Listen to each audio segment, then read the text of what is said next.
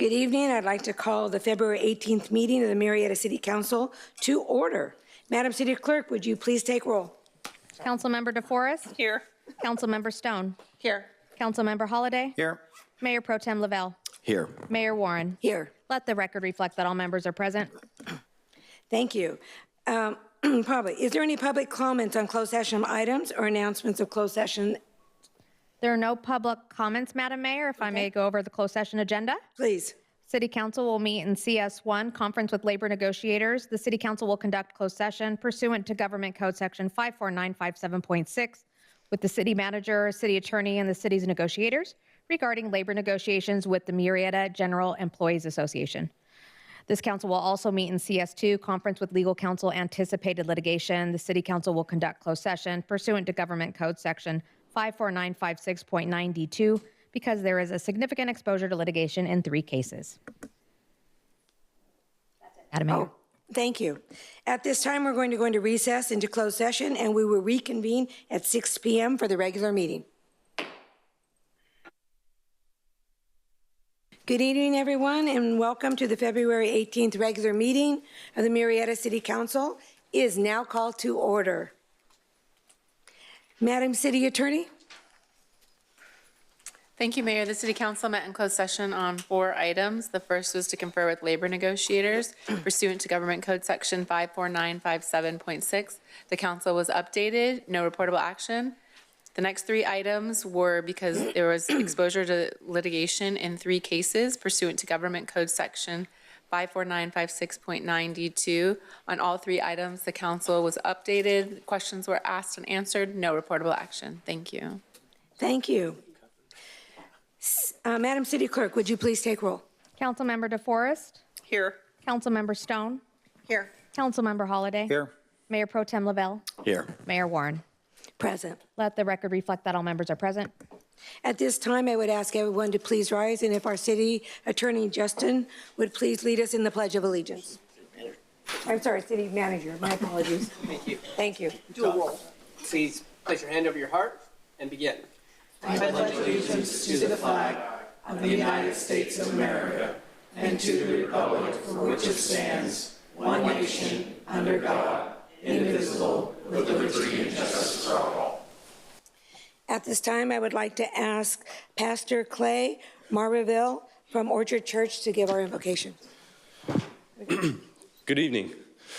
Thank you for letting me be here. I want to say thank you for your time and your commitment and your dedication to the people of Murrieta.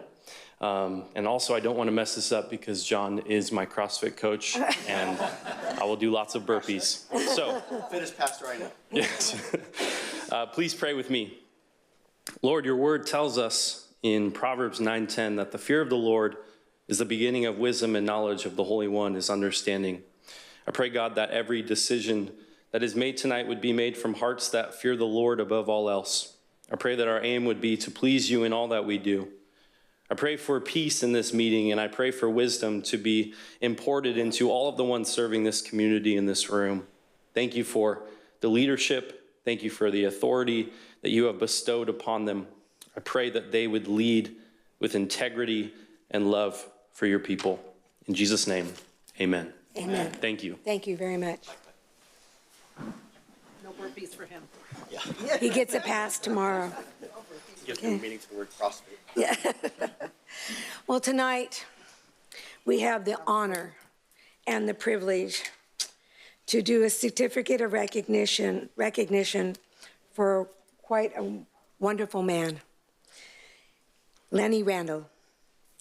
His family's here with us this evening, and before I ask him to come up and say a few words, I'd like to read the certificate of recognition.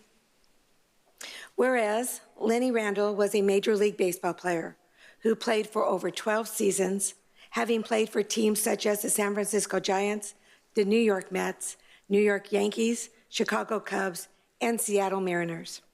And whereas Lenny Randall was a resident of Murrieta for over 28 years, in which time he volunteered countless hours with local schools, participating in career days and skill clinics.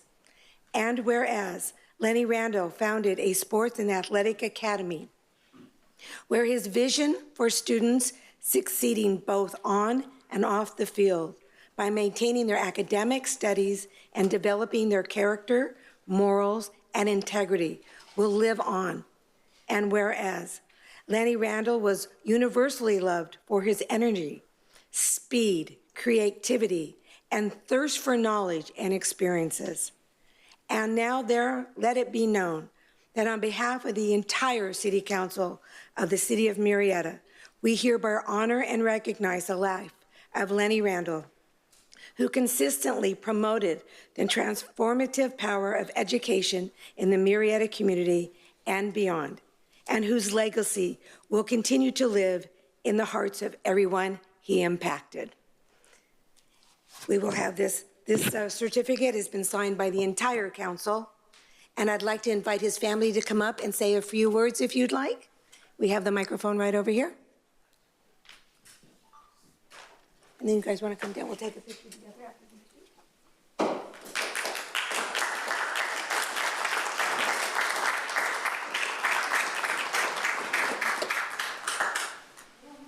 Would you like to say a few words?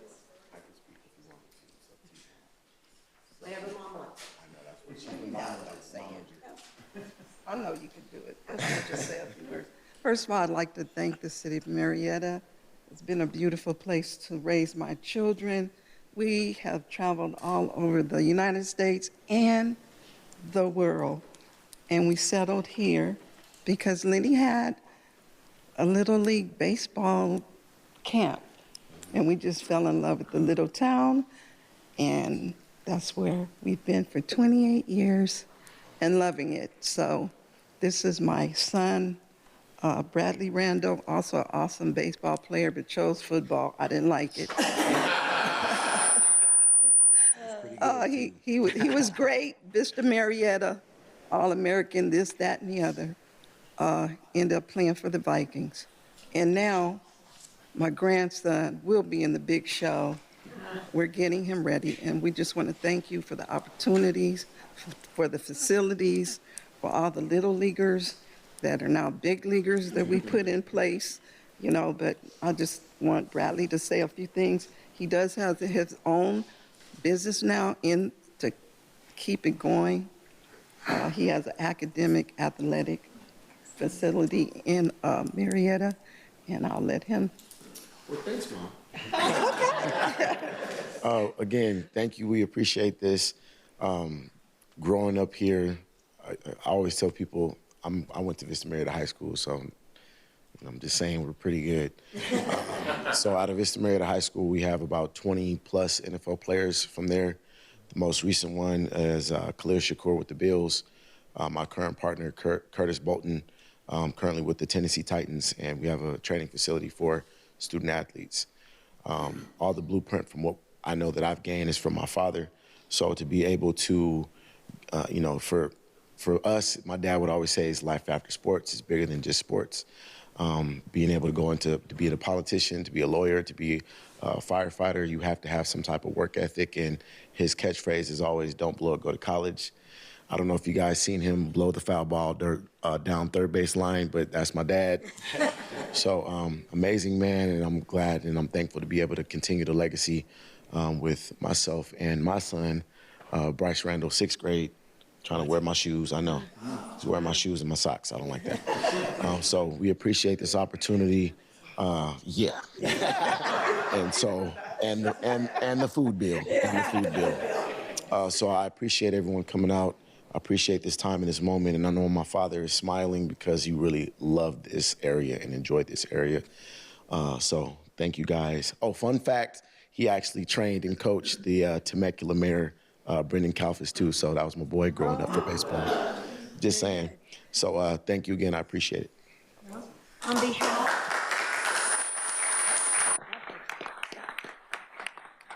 behalf of all of us and a grateful city, we give this to you. Please put it proudly in your home to know that it was loved and appreciated by this entire community. Thank you so very much. Thank you, we appreciate it. Thank you. It's amazing. All right. Come on over.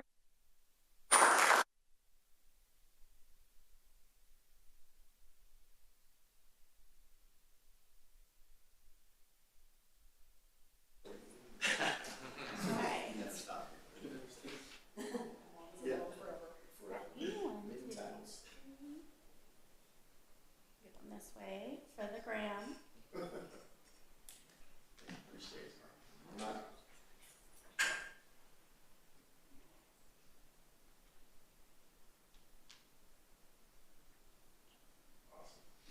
guys have some extra time. Look up.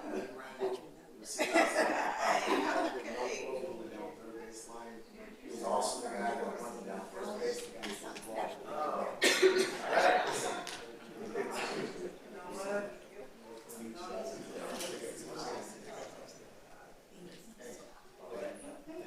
Keep getting your way to professionalism.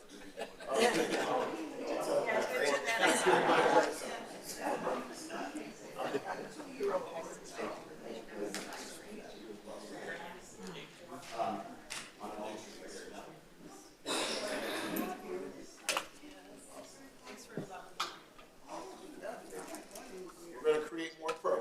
There we go. I like that.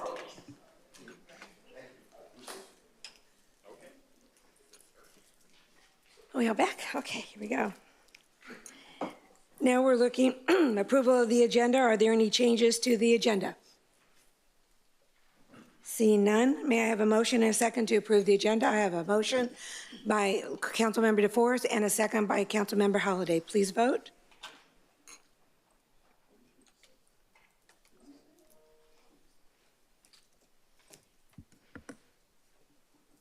Motion carries unanimously, 5-0. Thank you. Mr. City Manager. Thank you, Madam Mayor.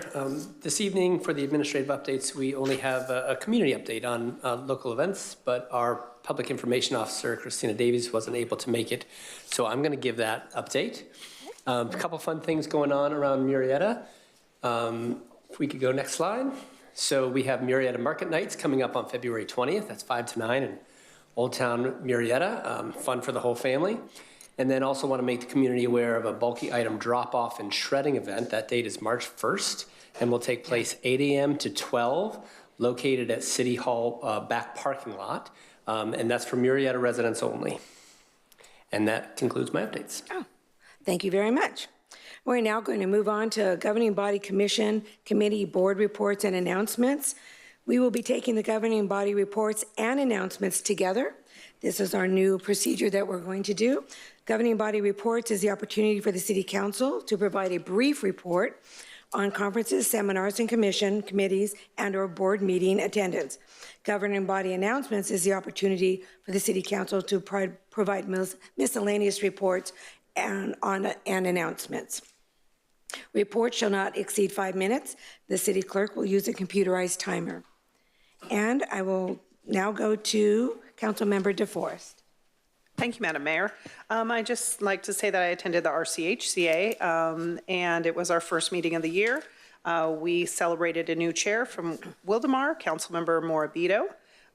Also, we discussed a partnership with San Diego Habitat, and we are going to actually give them some of the K-rat species for diversity. So that's going to be very interesting because we're going to do some diversity swapping with them, and it's the first time that's been done as well. So that's all I have to say. If you want to reach me, please send out an email, or you can always reach me by cell phone, which I provide as well. So thank you so much. Thank you. Councilmember Stone.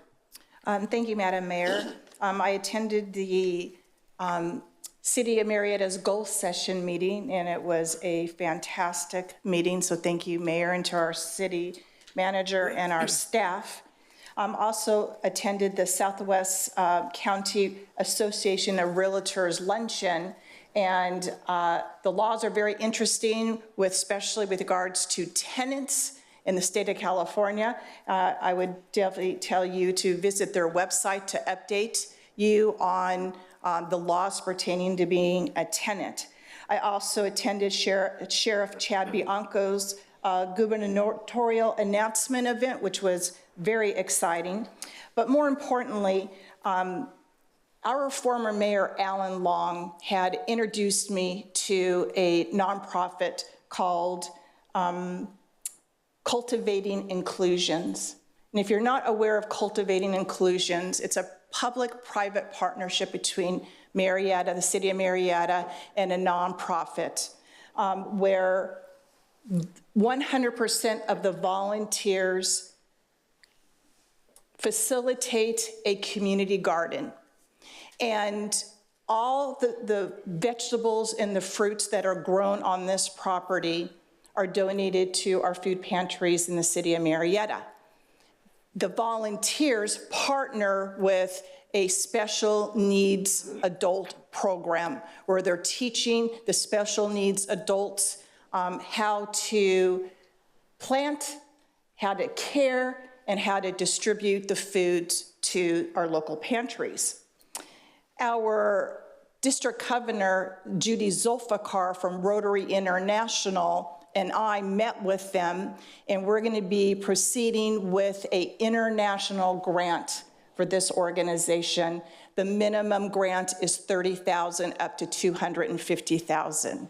And our goal is to outreach to other communities, not just in the state of California, but across our nation on this public-private venture.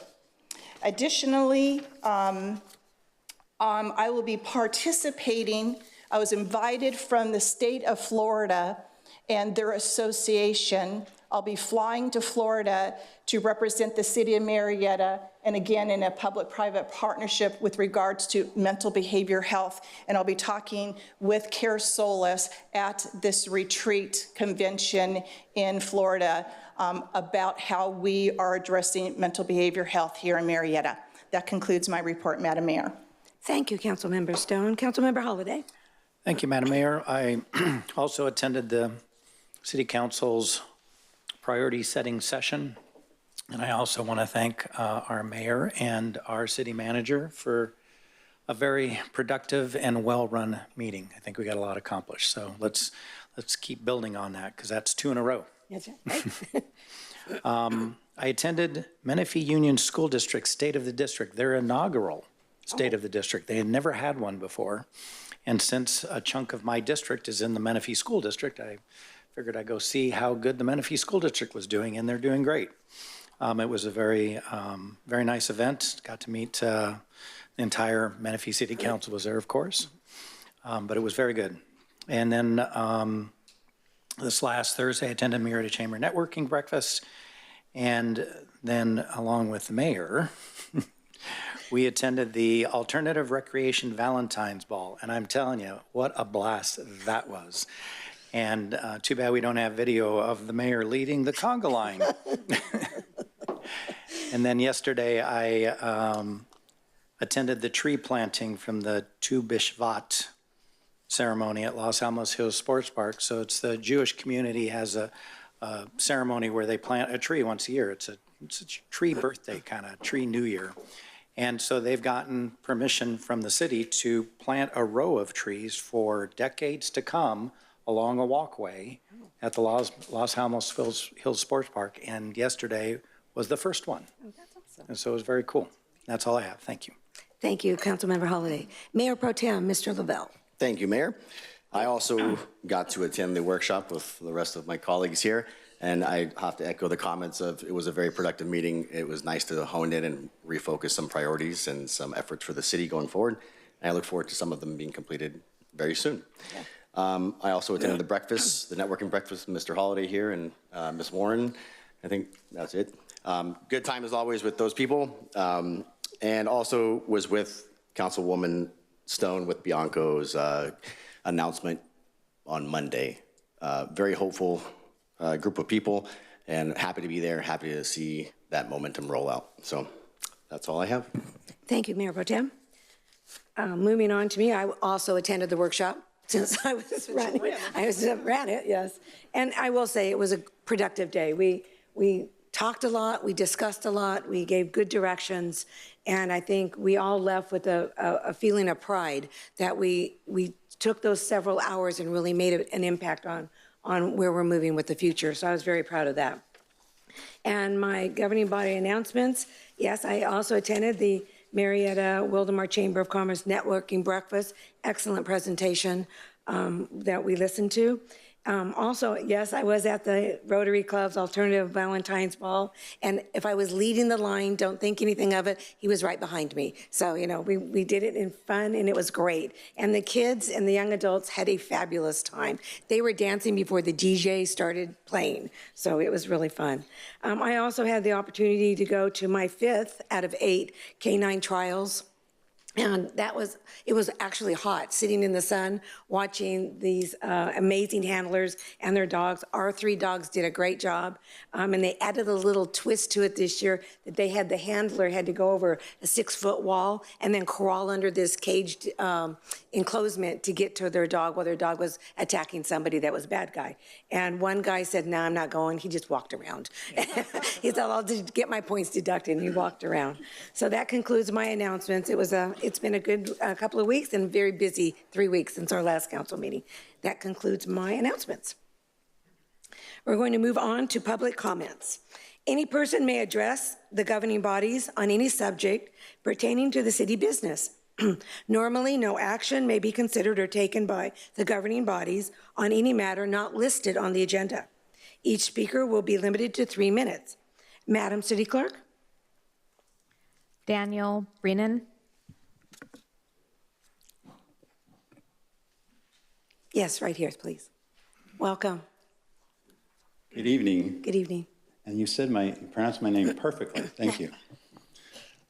Good evening, Mayor Cindy Warren, members, fellow residents.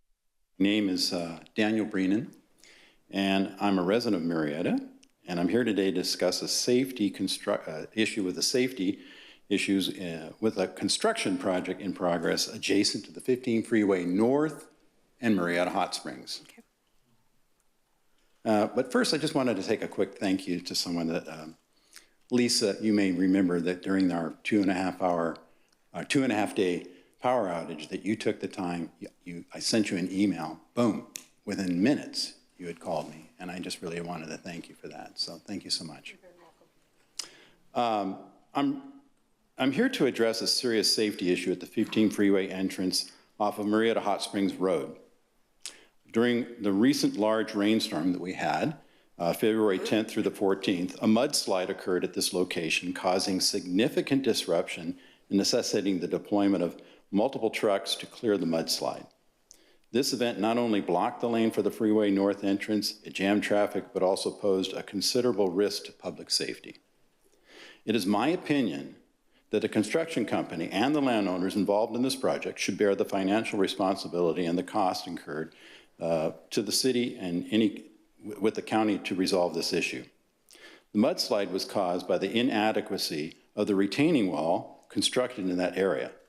And according to my knowledge with legal requirements, this wall should have been set back at least 30 feet from the road.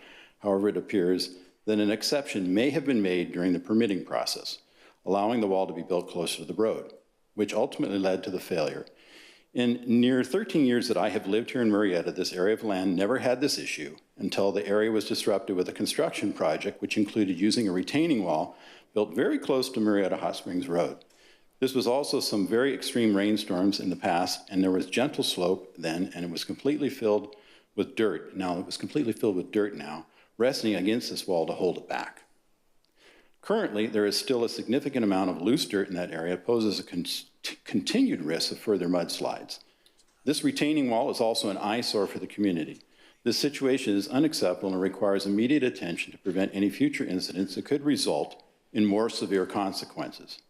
So if you examine the soil that's currently there being held back by the retaining wall, you would observe that there are numerous deep cracks in the soil which could potentially cause another similar issue during our next upcoming rainstorms. I am recommending an immediate inspection and documentation of this issue. I urge the council to take immediate action to ensure that the responsible parties are held accountable for their negligence and implement measures to prevent similar occurrences in the future. It is essential we prioritize the safety and well-being of our community. I'm recommending a geologic examination to evaluate the hazardous soil conditions and review these geologic hazards along the existing seismic regulations. I guess my time's up, but anyhow, that's what I'm asking for, is this to really be taken seriously and looked into. Thank you very much. Okay, thank you. That concludes public comment, Madam Mayor. Thank you. At this time, we will move on to the consent calendar, approval of items 1 through 6. If any item gets pulled, we will deal with that at that time. Do I have a motion and a second?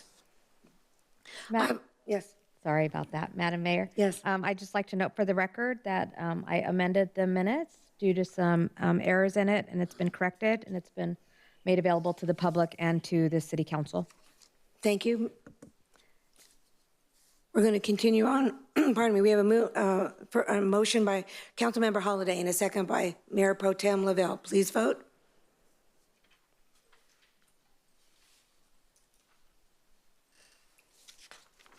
Motion carries 5-0 as amended. Thank you. Now we're going to move into public hearing. Are there any council members that need to recuse themselves on item 7? Madam Mayor, I would like to recuse myself because I have a business within 500 feet. Thank you. We'll come and get you when we're done. Please. We will. We're going to move on. Financing for public hearing, item number 7, financing for Oakview Ranch, Murrieta Apartment Phase 2, Senior Units, Adams Avenue Affordable Housing Project. Staff? Good evening, Mayor Warren, Mayor Pro Tem Lavelle, and council members. I'm Carl Steele, City Planner with Development Services. I have a brief presentation on this item. We're here to conduct a public hearing for the financing for the Oakview Ranch Adams Avenue Apartments Phase 2 Senior Units. Here's the project site for reference on Adams Avenue on the right there. The City Council approved the project on the site in June of 2022. It includes 200 affordable housing units, a Boys and Girls Club, and other amenities. And it's also located in the city's downtown specific plan. You can see it. It's just a few blocks from City Hall here. This is the site plan showing the approved development with improvements and landscaping around the property. The first phase of the project are the buildings that you see on the left, and phase 2 is building C, which is the building on the right. These are the elevations. The project's currently under construction, and it's starting to look like that out there. So the project submitted an application to finance with the California Statewide Communities Development Authority. The CSCDA is a joint powers authority founded and sponsored by the League of Cities and is formed with over 500 municipalities in the state. They assist local governments and nonprofit organizations with the issuance of low-cost, tax-exempt financing for projects. The project tonight is proposed to use Tax Equity and Fiscal Responsibility Act, TEFRA, which is part of the federal IRS code, as a method of tax-exempt financing.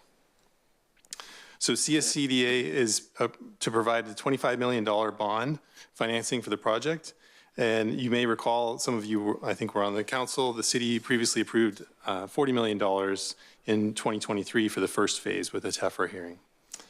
The debt to be issued by CSCDA will be the sole responsibility of the borrower, and the city will have no financial or legal obligations or responsibilities with regard to repayment of the debt. All financing documents carry disclaimers that the loan is not an obligation of the city. City will also bear no cost in the issuance of the proposed debt. The borrower is responsible for repayment pursuant to the agreement. So pursuant to TEFRA, this requires that we hold a public hearing, which is what we're doing here, by the governing body of the jurisdiction where the project is located, which is you, for tax-exempt financing, and that the governing body approve the proposed financing for the agency pursuant to the joint powers agreement. So it's recommended that the City Council conduct the public hearing under TEFRA pursuant to the IRS code and adopt a resolution approving the issuance by CSCDA of bonds for the construction of the Adams Avenue Senior Apartments Phase 2. Such adoption is solely for the purposes of satisfying the requirements of TEFRA, the IRS code, and the California Government Code. Thank you. This completes the presentation. Thank you very much. I'm going to bring it back to council. Does anyone have any questions for staff? Oh, you guys did the right thing. I didn't even look at it. Sorry. Councilmember Holliday. Thank you, Madam Mayor. Mr. Steele, thank you for the presentation. I know you said the city's not at risk for this, and I understand that. I just want to ask a couple questions. Is this recourse or non-recourse debt? I'm not familiar with those phrases, Councilmember Holliday. The recourse debt means that somebody's on the hook for it somewhere. Non-recourse debt means they're lending it with the possibility that if it doesn't get paid, no one is left to go after. I wouldn't know the answer to that. I don't know. I don't think the CDA folks came tonight, but they're issuing bonds. The project is responsible. I remember you asking a question 2 years ago, I think, about this similar kind of vein. The debt goes with the project. So if they run into some type of financial difficulty, then it's going to be between the bond issuer and the project, and the city's not involved. I understand the city's not involved, but somebody is going to be on the hook for this. Correct. Someone will be on the hook. Which would be, then it would be recourse debt, which means they have a recourse to go after somebody versus non-recourse debt. And you're saying that that is the project owner? It's right. So, and I think you kind of asked a similar question last time, and I remember discussing it with them. Whoever would come in and say the project went, I think you asked last time, what if the project goes bankrupt? Someone else would theoretically buy the project, and then that person takes on the debt. Inherits Right. that debt. Whatever the risk is. Yeah, I just want to make sure that the public is clear. Sorry for putting you on the spot, but that the public's clear that, as you said, the city's not on at all, and that the project is the ultimate source for the bond holders to go after, and they could theoretically foreclose on the bonds and own the project if they wanted to. Correct. And that can happen, right? Where like a bank ends up obtaining the project, and then theoretically they'd probably resell it to another affordable housing developer. Thank you. Yeah. Councilmember Stone. Thank you. Mr. Steele, I'm just going to ask this in very layman terms so our residents do understand the question. Our residents are not responsible for paying this bond, is that correct? That's correct. The city is not issuing the bond, it's another agency. We're just the process is it's a national government process, the TEFRA process. We have to have the hearing here because the project's in the city, but we are not issuing the bonds and we are not responsible for repaying the bonds. Thank you for answering my question. That's all, Madam Mayor. Thank you, Councilmember Stone. Any further questions? You should let her go first. At this time, I'm going to open the public hearing. City Clerk, is there any public testimony? Seeing none, Madam Mayor. Thank you. At this time, then we'll bring it back to council for any further questions or discussion. Seeing none, I'm going to close the public hearing and call for a motion and a second. I have a motion by Ron Holiday and a second by John Lavelle. Any further discussion? Seeing none, please cast your vote.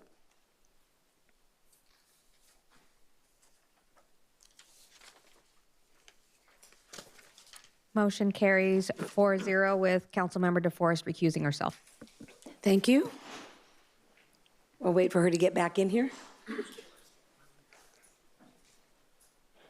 Welcome back. Thank you very much.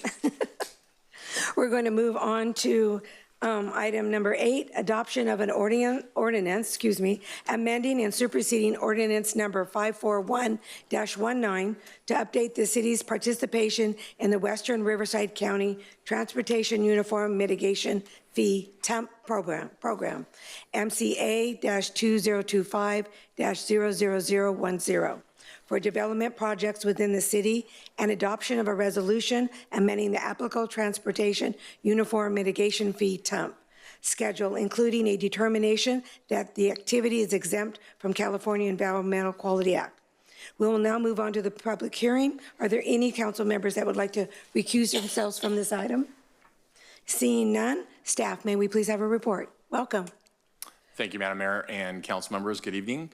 I just wanted to let you know I have Mr. Chris Gray from WRCOG, who's leading the charge there for this particular update. Can my PowerPoint please, Kimberly?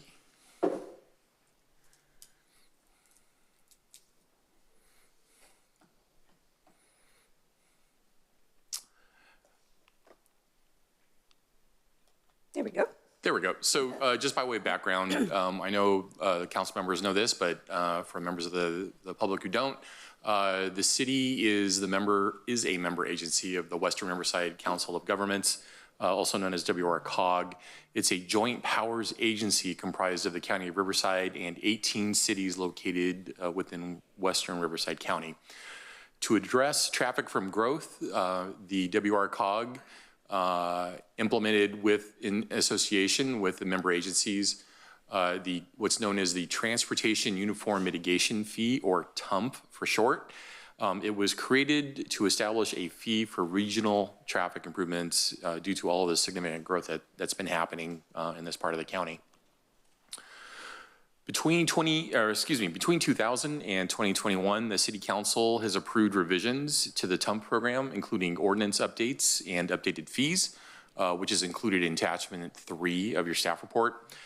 And for reference, in attachment 4, Murrieta has received over $31 million through the TUMP program for transportation projects, with over $13 million allocated, which is in attachment 4. If you're not familiar, if you're not familiar with the TUMP regional road network, it's on the map that's in front of you. The different dot colors either represent an interchange or a bridge or a rail crossing, and then the different colored lines represent the different ultimate number of lanes for those regional network roads. So focusing on Murrieta, you can see that many of our major arterials are included in the TUMP program, which means they're eligible for funding. Clinton Keith, Whitewood, Jefferson, California Oaks, and Murrieta Hot Springs, Winchester, State Route 79 are, including a few others, are all eligible to receive TUMP funding since those roads have been identified as regional infrastructure. So the proposal before you this evening, staff is recommending that you adopt an update to the ordinance which the city uses to implement the TUMP program. We compared the proposed ordinance to the last update, which is 2021. We found that the proposed ordinance makes non-substantive edits to definitions from prior versions. It also increases the TUMP administrative charges from 1% to 2%. I believe this is the first increase that the TUMP program has had in its roughly 20-year existence. The proposed ordinance is included in your staff report. It's attachment 1. The second half of our recommendation is for the City Council to adopt the resolution. And what the resolution does is it documents the nexus or the relationship between different development types which the TUMP program covers, such as residential, multifamily, industrial, and so forth, and the proposed fees that the Council is being recommended to adopt tonight. As I mentioned, it establishes the fees for the various land uses. One of the things that it does, which I really didn't get into in the report, is that it complies with a changed state law known as AB 602. So essentially, what that particular state law did was it required agencies that charged impact fees to residential units that it be based on size rather than an individual unit itself. And I think the idea behind that was that smaller units tended to have less traffic impacts and therefore were entitled to use or entitled to have lower fees. And I'll show that in the next couple of slides. And that's included with attachment 2 of your packet for this item. So in terms of the recommended fee schedule, the fees that you see in front of you were adopted or recommended by the WRCOG Executive Committee. You can see the different land use types on the left: single-family residential, multifamily, retail service, et cetera. It identifies the middle column units, so that identifies what impact the fee is based on. So single family is based on a per dwelling unit charge, retail is based on a per square foot charge, and so forth. The current fees are shown on the far right column, and you can see the difference between the current fees and the proposed fees, which are kind of the second column from the right. So you'll notice that the single family TUMP fee has an asterisk next to it, and that's to identify that that impact fee is affected by the changes to AB 602. So pursuant to state legislation through WRCOG's efforts, they've identified a breakdown of different types of unit sizes. And these are all single family dwelling unit sizes. So while the existing TUMP has a flat fee, as I mentioned, AB 602 no longer allows that type of an approach. And so based on the dwelling unit size, proposed TUMP fees have been assessed accordingly. So obviously with a smaller dwelling unit, The proposed TUMP fee is just over $12,000. And then with a larger dwelling in it on the opposite end of the spectrum, the proposed TUMP fee is $19,000. And that's per unit. So with that, staff's recommendation for the ordinance is that you conduct a public hearing and introduce and approve the first reading of ordinance number 613-25 entitled An Ordinance of the City Council of the City of Murrieta, California, amending and superseding ordinance number 541-19 to update participation in the Western Riverside County Transportation Uniform Mitigation Fee, TUMP program. For the resolution, staff recommends that you adopt resolution number 25-4805 entitled A Resolution of the City Council of the City of Murrieta, California, amending the applicable Transportation Uniform Mitigation Fee TUMP applicable to all developments in the City of Murrieta. And lastly, that you determine that the activity is exempt from the California Environmental Quality Act pursuant to the reference sections. So that concludes my report. Mr. Gray is also here to answer any questions you might have. As well, so thank you. Thank you very much. I'm going to bring it back to council for questions. Councilmember Stone, you're up first. Thank you, Madam Mayor. Mr. Gray, I was elected in 2020 and I served on WRCOG in 2020 and 2021. I can't remember what year it was, but I think Mr. Chantaransu is incorrect. We did vote, well, I didn't vote, I voted no at WRCOG for fee increases, and I also voted no when it was brought to the City of Murrieta. Is that correct? I know that for the I recall, since we just had the meeting last year, I don't believe that you supported the previous fee increases. The last Nexus study we did was actually in 2017. We brought an item to the board in 2021 asking for permission to update the Nexus study, and if I recall correctly, you voted against that. Right, but there was an increase, correct? No. There was. So this was approval for the Nexus study? This was approval to start the Nexus study. And is this a result of the Nexus study in Yes. 2025? Yes. Normally it takes a Nexus study, takes a couple of years. As you know, some things have been happening over the last 4 or 5 years.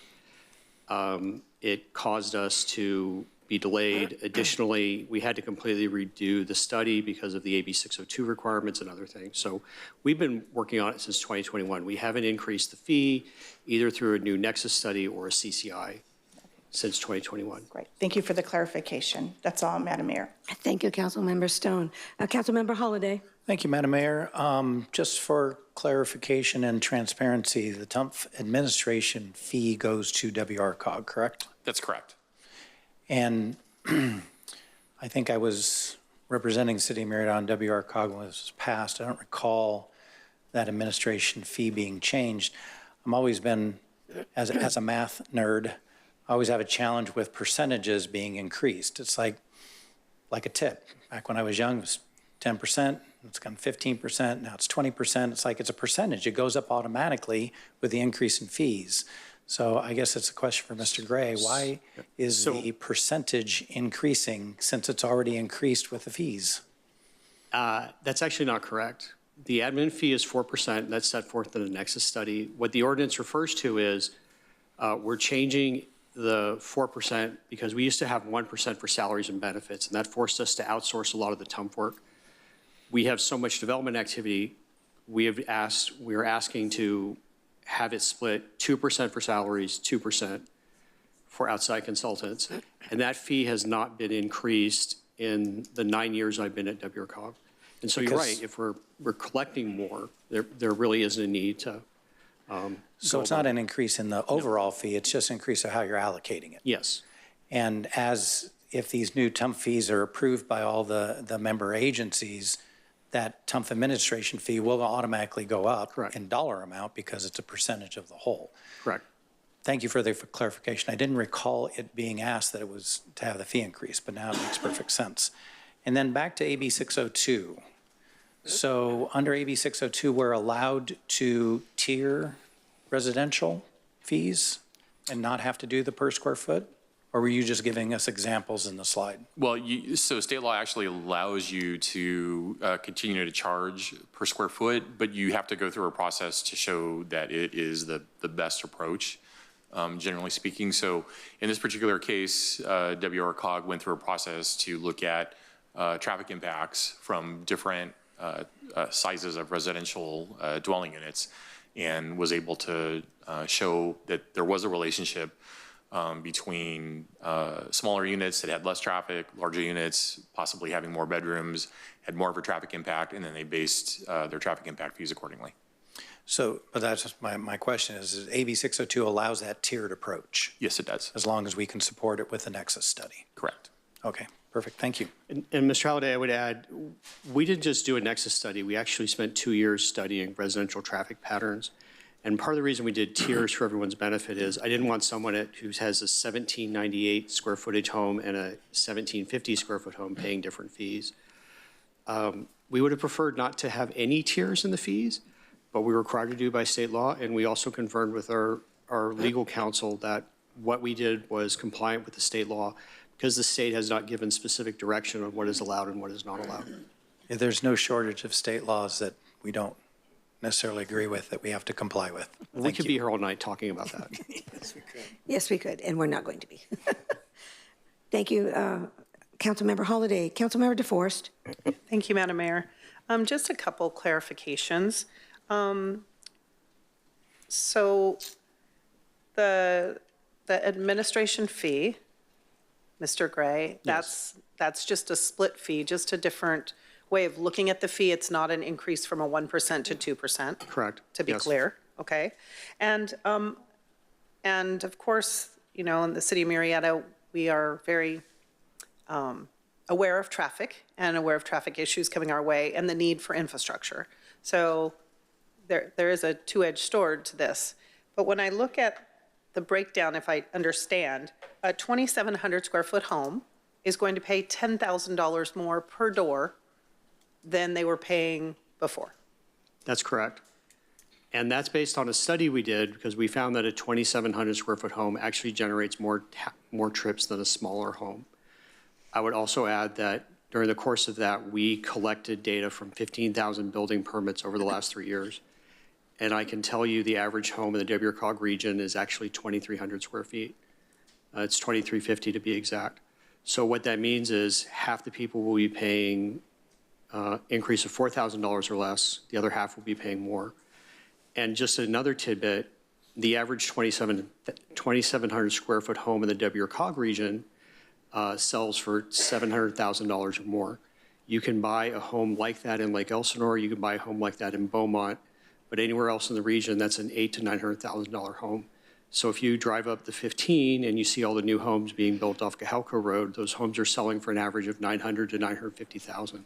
So based on our analysis, we concluded that the majority of folks building homes larger than 2,700 square feet are also homes that are selling at the high end of the price range. And keep in mind, more than 2,700 square feet is 3,000, 4,000. The largest home we had built in the region last year was 12,000 square feet. So there's not a huge number of homes in that range, but they tend to be larger. They tend to be more expensive. And for example, they're often double the price of a 1,800 square foot home, which usually sells for about $450,000. Can you do some clarification for me, since you're on a roll? So when I look at this and I look at the increase in our single-family units, which is, of course, even entry-level or even bigger homes or whatever we're talking about, single-family homes are really what we're looking for and what is needed and what the community keeps telling us we need more of. But yet, we're charging them a lot more than we are charging multifamily homes. Is that a regulation coming from? No, it's based on the anticipated level of development. So essentially what we do is we go through and figure out what's the cost of the network. In this case, it's $4 million. We take out what's called existing need, committed funding, that gets us to $3 billion. And then we look at SCAG's growth projections and we allocate it. And so what happens is on the multifamily, they're projecting more development for the region than they had previously, because we use SCAG's growth forecast, and they're predicting slightly less single-family development. So it has to do with growth projections, how we allocate costs, and this is all done consistent with state law. And so For example, what I would prefer to do is put all the increase on industrial. However, I can't do that. And as City Council, the Murrieta Valley City Council actually asked me that. So there's a very formulaic process we have to follow. And we shared that with our committees. We shared that with the building industry. We shared that with all of our stakeholders. And it was approved unanimously at the WCOG Executive Committee. I realized that, yes, this is an imposition on new residents. But I would also point out that in an average year, we build about 5,000 to 6,000 new single-family units. There's over 600,000 units in the WCOG region, residential units, which means about 1% of our housing stock. We add about 1% to our housing stock every year. So that means 99% of the people who are here today aren't going to be paying that fee because it's a one-time fee. You buy an existing house, you don't pay the fee. This is not one of those fees tacked on. It's added to the cost when the home is built, and we fully acknowledge that's paid by the homeowner. And I wish we didn't have a fee increase of this magnitude, but this is how the math works out. And I would also say we found that our costs have tripled. If you look at your costs for projects between the last time we did an exit study, they've gone up over 300%. The reason why the fee didn't triple is we went through a very long process, about 1.5 years with all of our members to remove projects that either weren't justified or no longer needed. So this is the lowest fee I can make it, given the need to fund the infrastructure that we have. Thank you so much. I greatly appreciate those answers, and you answered my question. Can we put it all to industrial already without even me able to say it? So thank you. You were reading my mind as well. So thank you so much, Mr. Gray. And thank you, Mr. Chongsaratsu, for being here as well. Thank you, Councilmember DeForest. Mayor Pro Tem Lavelle. Thank you, Mayor. Thank you for the presentation. I have a couple questions, really from a layman's perspective, I think. The TUMP fees go to an effort in the city to mitigate traffic, road use, et cetera, which is based on use parameters that we see in front of us. How does Caltrans efforts and the tax dollars that go to that agency differ? What are the differences in those types of work? So a couple of things. TUMP does not fund freeways. And when the program was designed, because the program's been in effect for over 22 years, and the initial work started in the 2000s, they made a decision to exclude freeways. So every dollar Caltrans spends on freeways, TUMP does not contribute to that. So at the freeway level, that's either money from RCTC or money from the state or federal government. We get to the interchange level. So for example, Keller Interchange is one of the projects we're funding in the city. That likely be a combination of TUMP dollars, RCTC dollars, potentially federal and state funding, city dollars, all those other sources. And then when you get to what I call regional arterial, which is a Whitewood Road or Jefferson Avenue, that's primarily TUMP dollars, maybe RCTC dollars, and local dollars. So what TUMP is doing is funding everything between the neighborhood street and the freeway. Okay.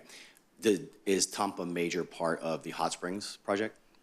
I think we have, Keller Road is the one we've allocated the most to. That's about $9 million. But I can tell you the Hot Springs right now, we have 2.7 million. 2.7 million? Yes. And for everyone's benefit, what I wanted to highlight is we don't actually come up with the allocation.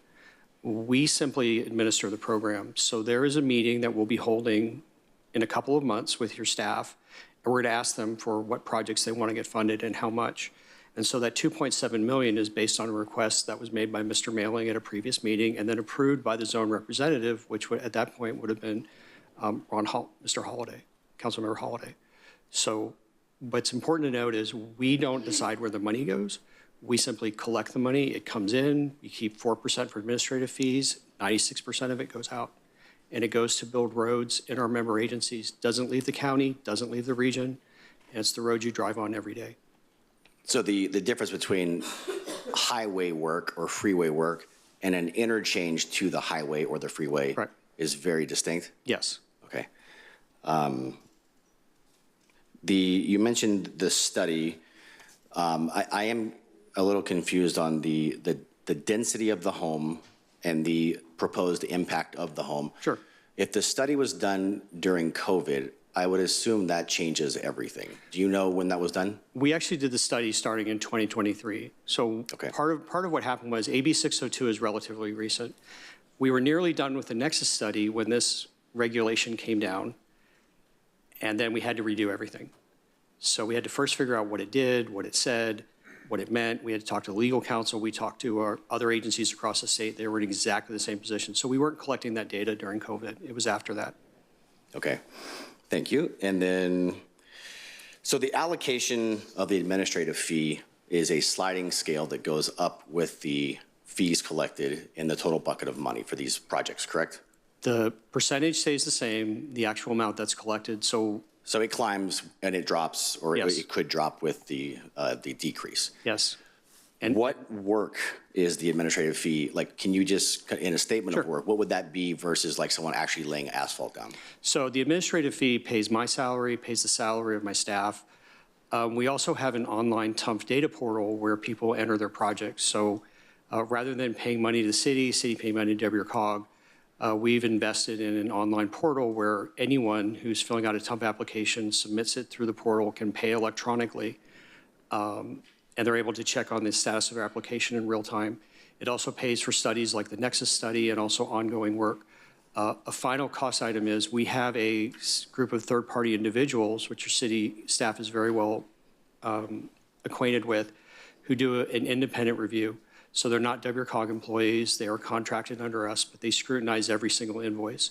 And given that some of the invoice packages we get are 400, 500, 600 pages, that's a very lengthy exercise. So the work increase isn't directly tied because of the tools you mentioned, right? The online submissions. And so the administrative fee, if the work's not increasing, why would the fee be increasing? So actually the work does increase. And so to give you an example, we count every TUMF application we get, and processing a TUMF application, a single application takes my staff on average about 2 to 3 hours because we have to review it, process the payment, do all the paperwork. Last year we got 1,200, and it was enough to keep a single person busy. As activity goes up, we need to hire more. And I'm actually at the point where we have more work than for the person I have doing it. And so as more fees are collected, more fees are paid, more development activity, there's a need for us to staff up. The other issue is the more we collect, the more we reimburse. So as as the money we received has gone up, we've also been reimbursing. We reimburse more to the cities. So we have more reimbursements, there's more money to go around, there's more projects people are working on at a basis. So there is a relationship between how much work is needed and the level of activity. You mentioned 1,200 last year. Can you give a ballpark of the last maybe 3 years before that? Yeah, we did, I think we did 1,000, 1,100 one year. Last year was 1,200. Right now we're on pace for 1,400. Another item is the county and the city of Paris have not asked us to collect their fees, and they're asking us to do that. That means our volume will likely double because the development activity in the county I anticipate we'll have 2,500 applications. So that means I may need another 2 or 3 people to simply process applications to make sure they're done in a timely fashion. We strive for same-day turnaround. Is Paris going to pay for all of that? It's going to come out of the administrative fee, and it's part of the cost that we incur to manage the program. Because that would be a significant unbalanced portion of those projects, I assume. Well, I would say this. It's actually easier for us to collect the money directly from the developers because when we collect it through a third party like the county, we have to then audit them, we have to verify the payments, we have to check the calculations. Oftentimes, if there's a mistake, we then have to go back and ask that agency to pay that, and that's a lot of work on my staff time. So I'd actually prefer that they allow us, as we do with you, to calculate the fees and collect them directly. Thank you. And then you mentioned the cost is, I think you said tripled over the last study. What was that? Is that that's not talking about the administrative portion of the increase, correct? So what we have found is we retained a consultant who reviewed actual construction costs on actual projects in the WCOG region. On average, the cost of labor materials has gone up about 300% between 2016, which is the last time I updated this study, and today. Do you have any idea what it's the last 3 years? Could you speak to that? Because I know, I mean, significant increase obviously with everything going on, but. Yeah, we saw, so what happened from about 2017 to 2020, it increased at a fairly gradual level. And then once 2020 hit, it's gone up, and it has not stopped since then. And so, unfortunately, in a couple of years, we're going to have to do another Nexus study because the costs are going to go up again. And costs have continued to go up, and we don't see that slowing down anytime soon, unfortunately. Okay. And then I just want to retouch on the housing kind of concept here. If I have a single family home, let's just say me, my wife, and my daughter live there, we have 2 vehicles. How does that impact more? And what criteria did the study try to find that would make that somehow more traffic than a multifamily house of 1,800 square foot? So we picked about 40 different neighborhoods in the WCOG region, and we picked neighborhoods that had entries and exits, and there are no other uses in those neighborhoods. And we actually went out and did traffic counts at each of them. We then looked at the homes that were in that neighborhood and determined the square footage of all the homes in the neighborhood. And what we found is people in bigger homes generate more trips. Part of the reason is income. A big determinant of how much you travel is how much money you make. The more income you make, the more trips you make. And what happens is people in 2,700 square foot homes aren't necessarily have larger families, they have larger incomes. They tend to be at the top end of the income scale, which means they can travel more. If you're a single mom living in a 1,500 square foot home in Hemet, and you have one car for your household, you don't get to take as many trips. You don't have as much money to spend. But if you're living in a 3,000 square foot house, and it's, for example, with me, my home is larger than 2,500 square feet. It's in, I live off Indian Truck Trail. And so we actually have 3 cars. My daughter has a car, she drives to school. My wife has a car and I have a car. And we travel all the time because we can afford it. And so that's the linkage there. It's not that people who have 3,000 square foot homes have 8 or 10 people in the family. They actually usually have smaller families. But you can't definitively say that people with more income travel more. Yes, you can, because they've done really? Yes, they've done statistically validated surveys. Let me back up a second. My profession has been studying people's travel behavior for 40 years. They regularly do what are called travel surveys, which started out as diaries. So they would go to you, Mayor Pro Tem Lavelle, and they would hand you a diary and said, we want to track all of your travel over the next month. So you would write down where you traveled, and then they would ask you questions. If you agree to be part of the survey, how much do you make? Where do you work? What profession are you in? How big is your family? The likelihood.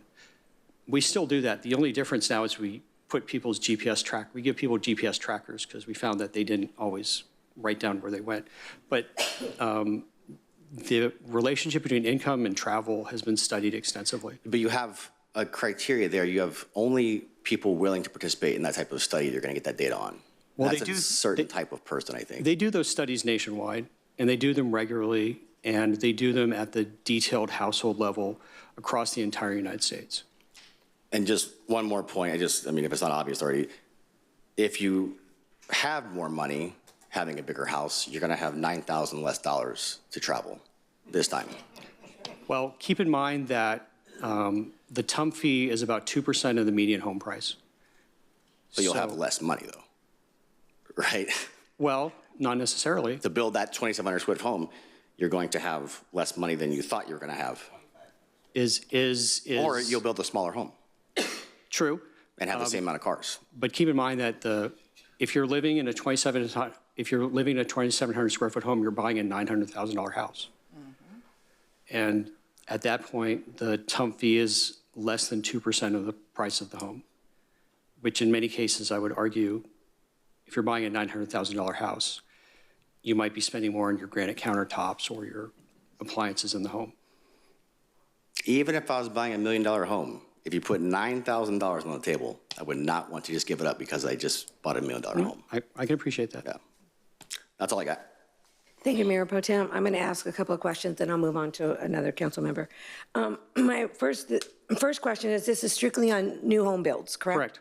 Correct. So if somebody in my neighborhood sells their house for $1 million and it's been in my neighborhood for 30 years, there's no TUMP fees on that, Nope. correct?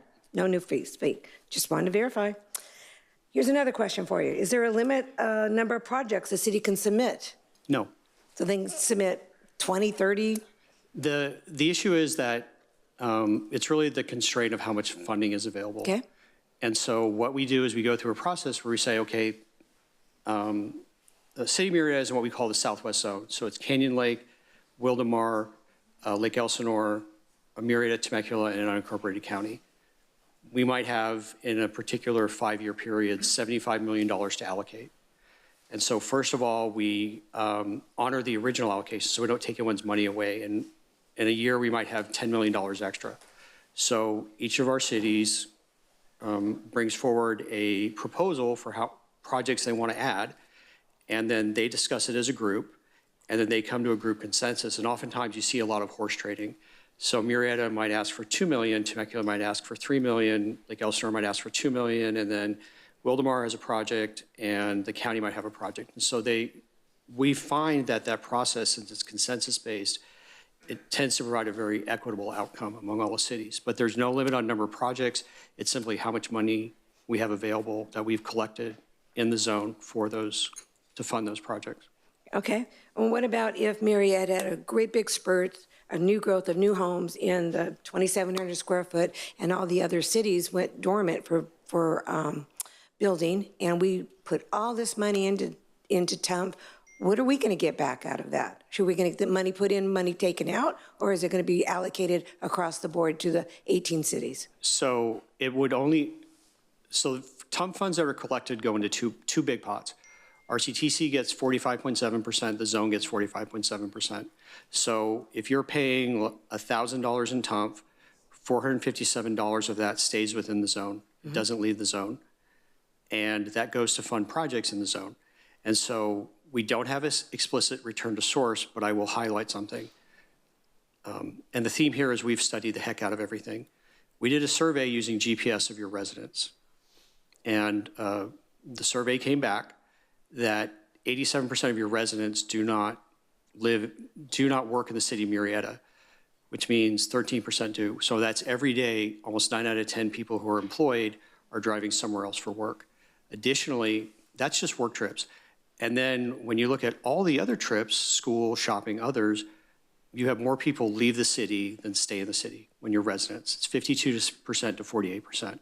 So on a daily basis, your residents are traveling all throughout Riverside County to go to work, to go to school, all of these other destinations. And so that's why TUMP doesn't have a return to source. If Murrieta generates 20 million, it doesn't automatically get 20 million back. Okay. And we find, for example, that their agencies go through peaks and valleys. They may collect more than they request, then their collections usually are down. They may request more than they've collected. In the end, it all evens out. Okay. Thank you. And my last question is, there's 18 cities, correct? 18 cities, Riverside County, and March JPA. Okay. Does everybody have to vote yes on this for this fee structure to move forward? No. The city, how does that work? TUMP is an opt-out program, opt-in, opt-out. Okay. The city chooses to participate. If the city were not to approve the TUMP ordinance, there's a couple things that would happen. Our plan says if you do not collect the full fee, which we would define as the fee in the ordinance, the city must provide WCOG with the money, basically make up the difference. That for last year would have been about $500,000. So the city, out of its own pocket, would have to pay WCOG $500,000. If the city didn't do that, we would have to take action to take the city out of the program. And let me explain to you what that would be. You would immediately lose access to the $13 million that we've allocated to your projects. You would lose access to the regional TUMP funds that RCTC administers, and then you lose access to Measure A funding, because when Measure A was approved by the voters in 2003, the language of the ordinance said the sales tax measure is going to be implemented in conjunction with a fee on new development. So the way RCTC has interpreted that is 35% of all Measure A dollars that are collected through it's the half-cent sales tax if you don't know, comes back to you for what are called local streets and roads. You would lose access to that funding as well. So the consequences for the city would be severe. However, it's not my decision to stay in the program. And that's essentially how we would treat that. I just needed to hear everybody hear the answer. Thank you very much. I appreciate that. We're going to move back to Lisa DeForest. Council member, did you come back in again? Okay. And then we'll do John Lavelle, and then we'll go to public comments. Just a clarification. Yeah. The fee goes to community roads, no freeway. Correct. And does it have an escalator? Is there an escalator built into this? No escalator built. No Okay. escalator. Okay, thank you so much. That's all I have. I appreciate it. Yep. Mayor Pro Tem? Thank you. On the calculation of how TUMP gets distributed and collected, let's say you have a Beaumont in the mix doing a lot of industrial, as you drive down the 10 freeway, you'll see it obviously, which would pay almost no TUMP fees, correct? That's not exactly true. So Or way less. That's not true. Okay. The industrial rate is proportional to the level of trips. And so keep in mind, a 1 million square foot warehouse on a per square foot basis does not generate a lot of trips. For example, a Starbucks, which is usually 2,500 square feet, generates a lot of trips on a per square foot. The TUMF payment on a 1 million square foot warehouse is almost, right now, is $2 million. That's going to go up to 2.5 million. So when a warehouse comes in, they are writing checks for $2, $3, $4, $5 million. And there's a misnomer that since the per square foot fee is so low, they're not paying their fair share. They're paying their fair share. They're paying the maximum amount we can charge them under law. And it just so happens that warehouses generate a lot of traffic, but oftentimes they're 1 million, 1.5 million, 2 million square feet. So on a per square foot basis, they don't generate as much traffic as other uses. And the calculation being in square feet, not dense or density, that has to be done that way, I assume? That's doing non-residential by square feet is the standard within the profession, and it's been around as long as I've been practicing, which is 30 years. Okay. And then my last kind of question or point is with the structure for the TUMP fee in the multifamily and single family, as a developer, if I'm looking at this and I own a developable piece of land, I think that's enticing, or it's going to make me want to make higher density housing, correct? Not necessarily. And so I'll preface this by saying, again, I've studied it. I've looked at 20 years of building permits across the WCOG region, and I have looked at the collections across all of our cities, the county, and I can't find a relationship between TUMP fees and the level of development activity. So for example, the TUMP fee in 2008 was $11,000. In 2024, before this increase, it was $10,000. So TUMP used to be a much higher percentage of development costs. And what we found was TUMP fees went up, development went up, TUMP fees went down, development went down. It's the market that determines it. Again, usually it's about 1% to 2% of development costs. And we have also looked around at high fee. The city of Wildomar, on average, it costs $80,000 in fees to build a home in Wildomar. Wildomar is one of our fastest growing cities. And the reason why it's so high is not TUMP, it's water, sewer, and other city fees. And so when we look around the region, we have high fee cities that are developing, we have low fee cities. So Wildomar and Norco charge about the same amount on new development.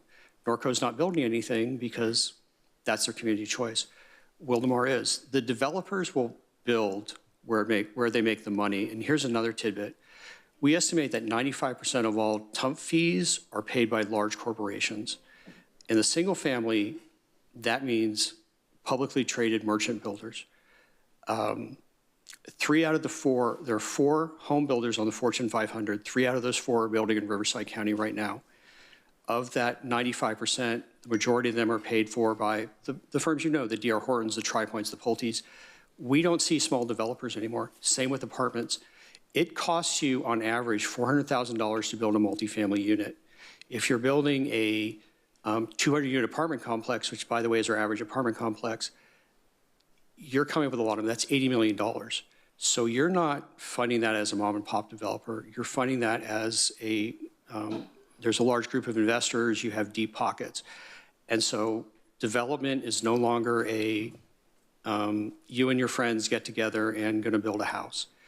If you want to be competitive, you have to do that. And the reason why the large corporations dominate it so much is they can get the per square foot costs down.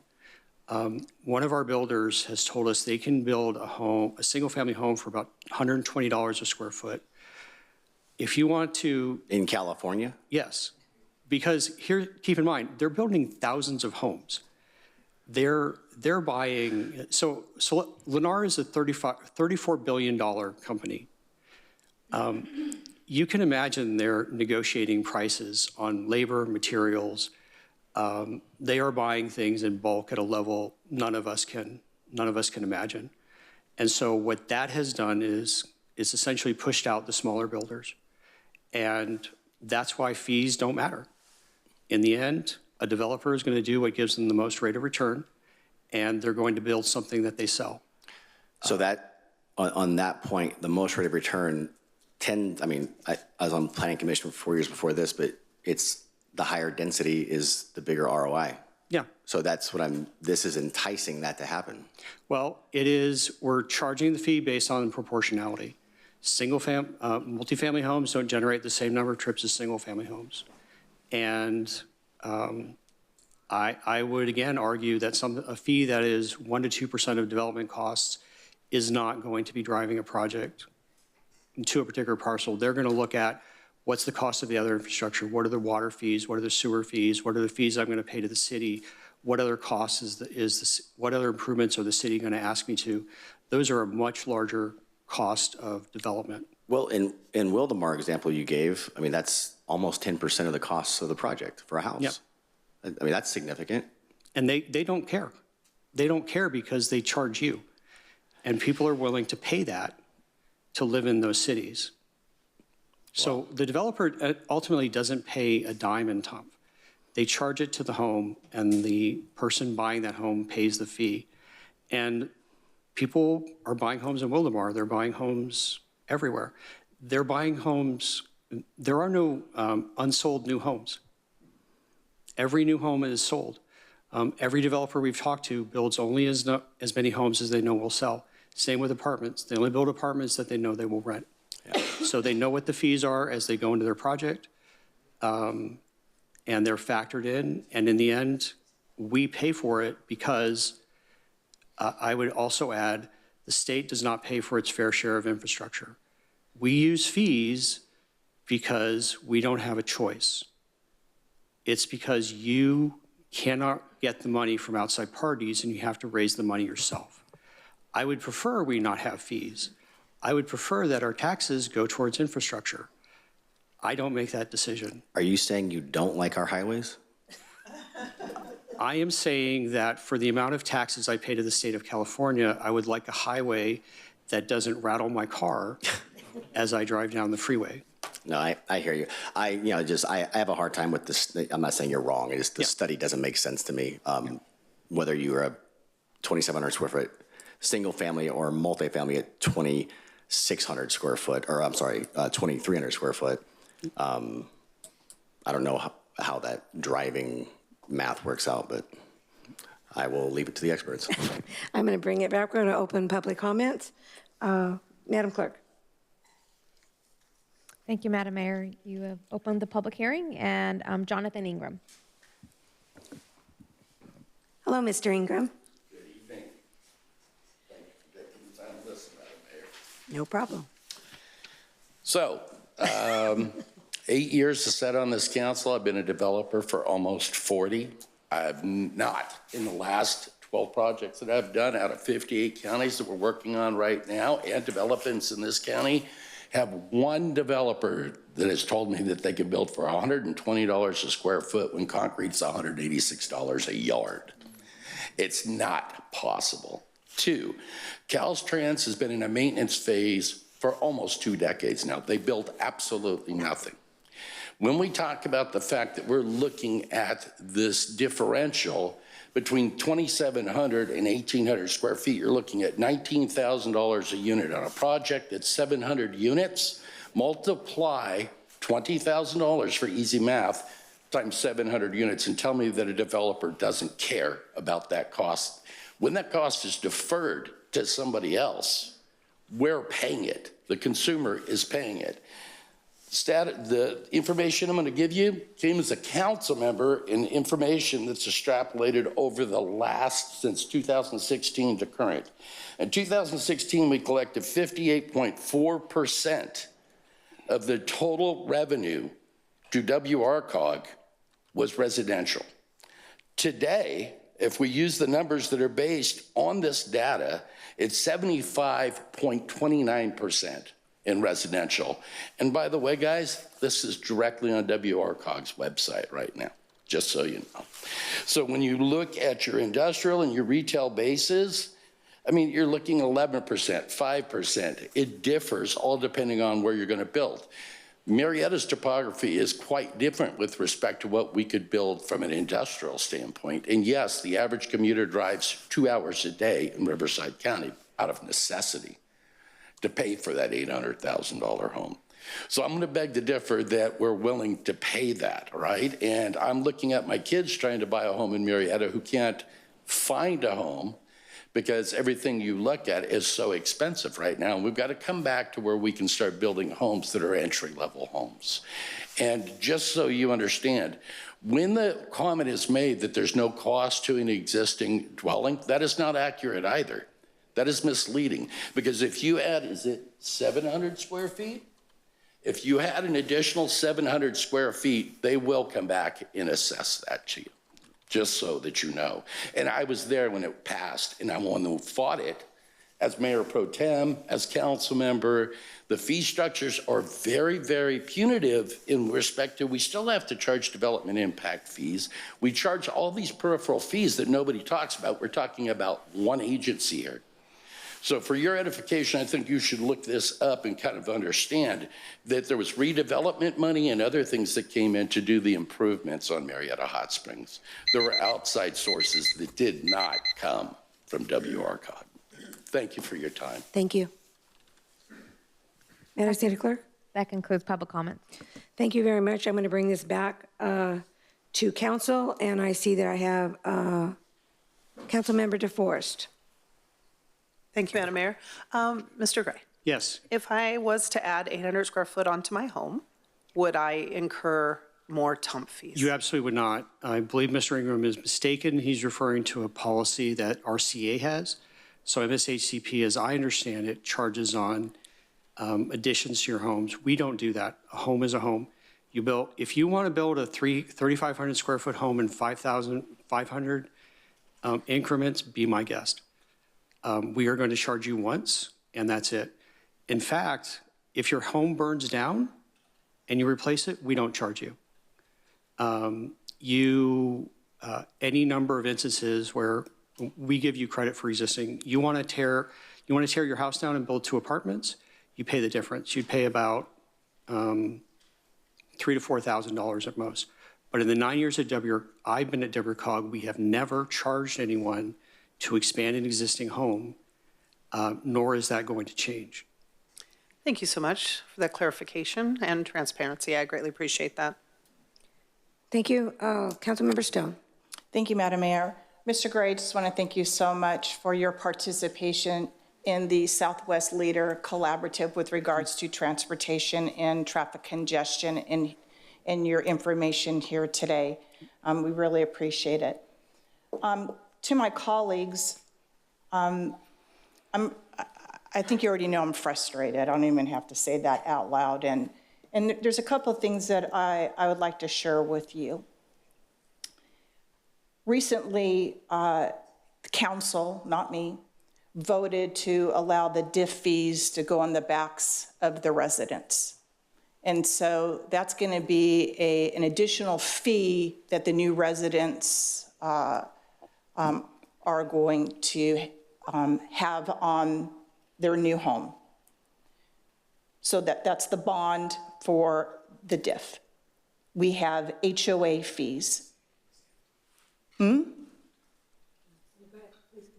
We have HOA fees. We have an issue with fire insurance here in the state of California. And for some, the cost is more than their house payment. We have interest rates that are very, very high.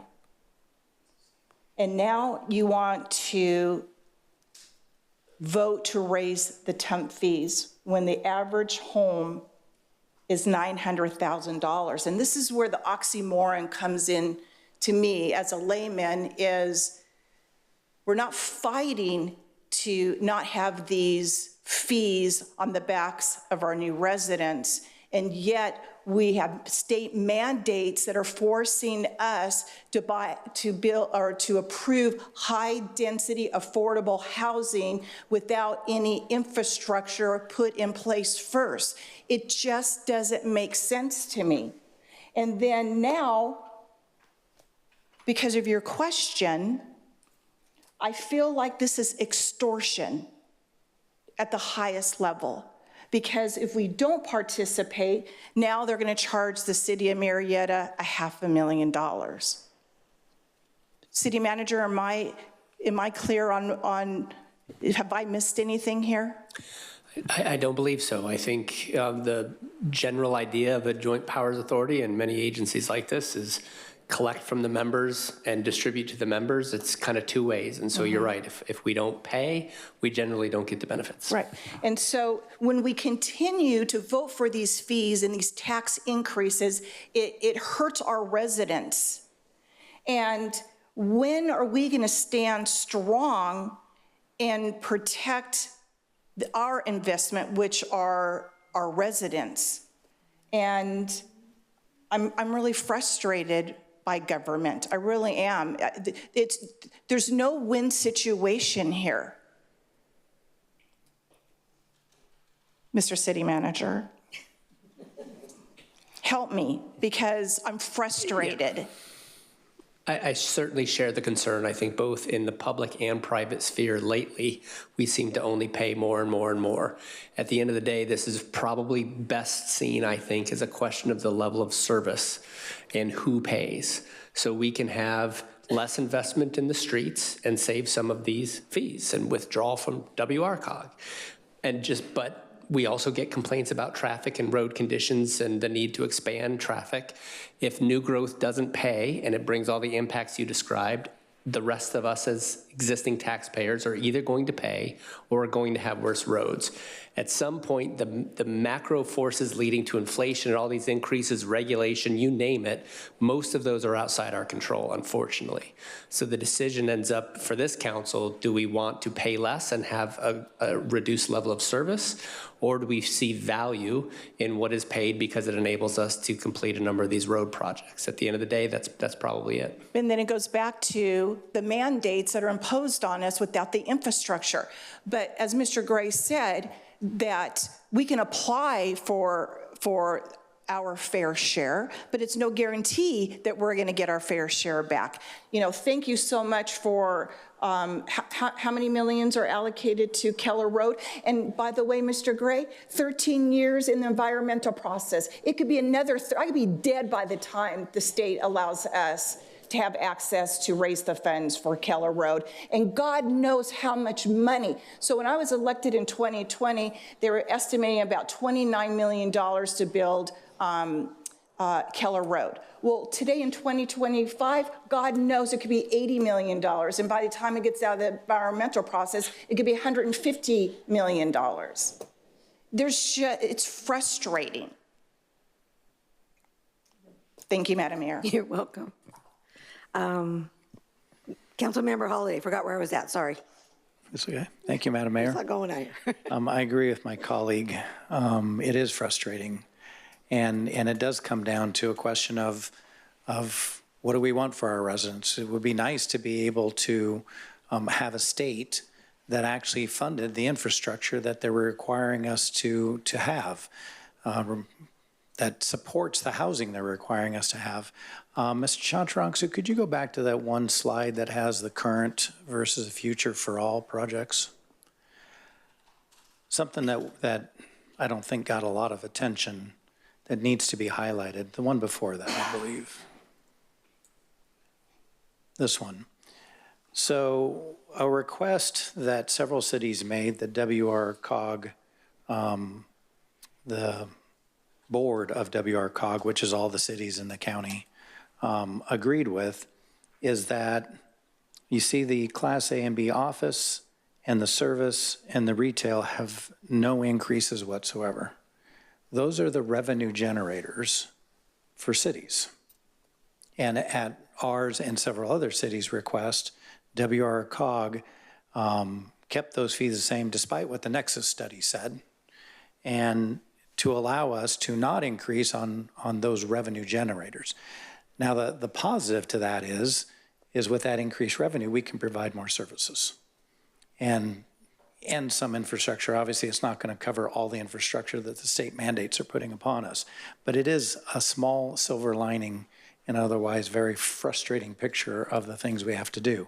I personally, I agree with Mr. Ingram when he talked about the cost of construction. I'm building 2 homes at the moment. I'm so far over budget, I don't even want to think about it.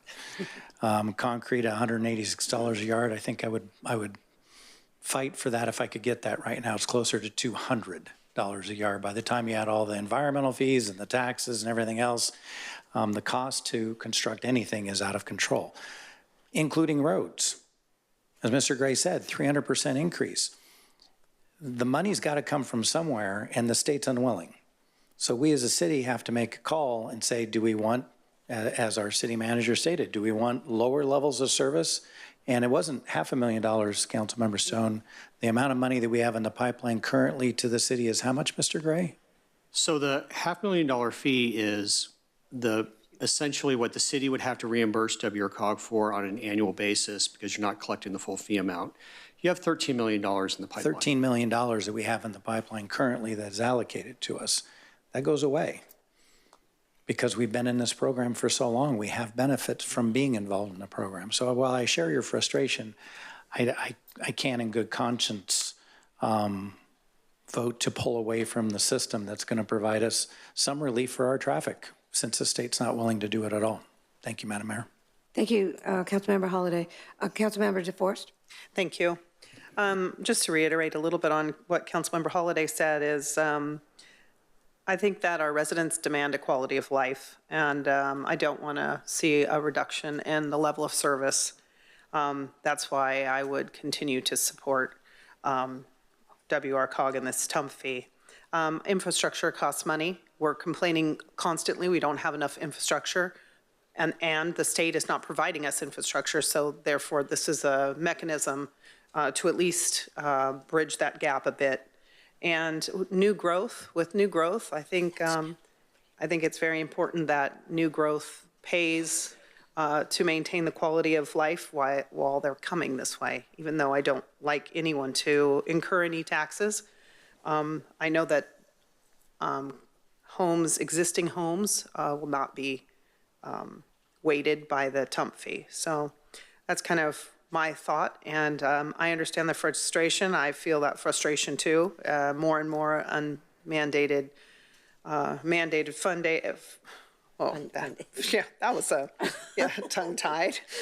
More state unfunded mandates, as my voice is cracking again. I thank you for your time. I thank you for answering all of our questions, Mr. Gray. I know that's not a really happy seat to be in this evening, but I appreciate the funding that we're receiving from WRCOG to help our city flow. Thank you. Mayor Pro Tem John Lavelle. Thank you, Mayor. I will be quiet shortly, I promise. I'm going to beat this question like a dead horse or a camel, whatever's in the room. I also agree with my colleagues about the level of service, and I certainly would never argue that it's cheaper to do anything this day and age.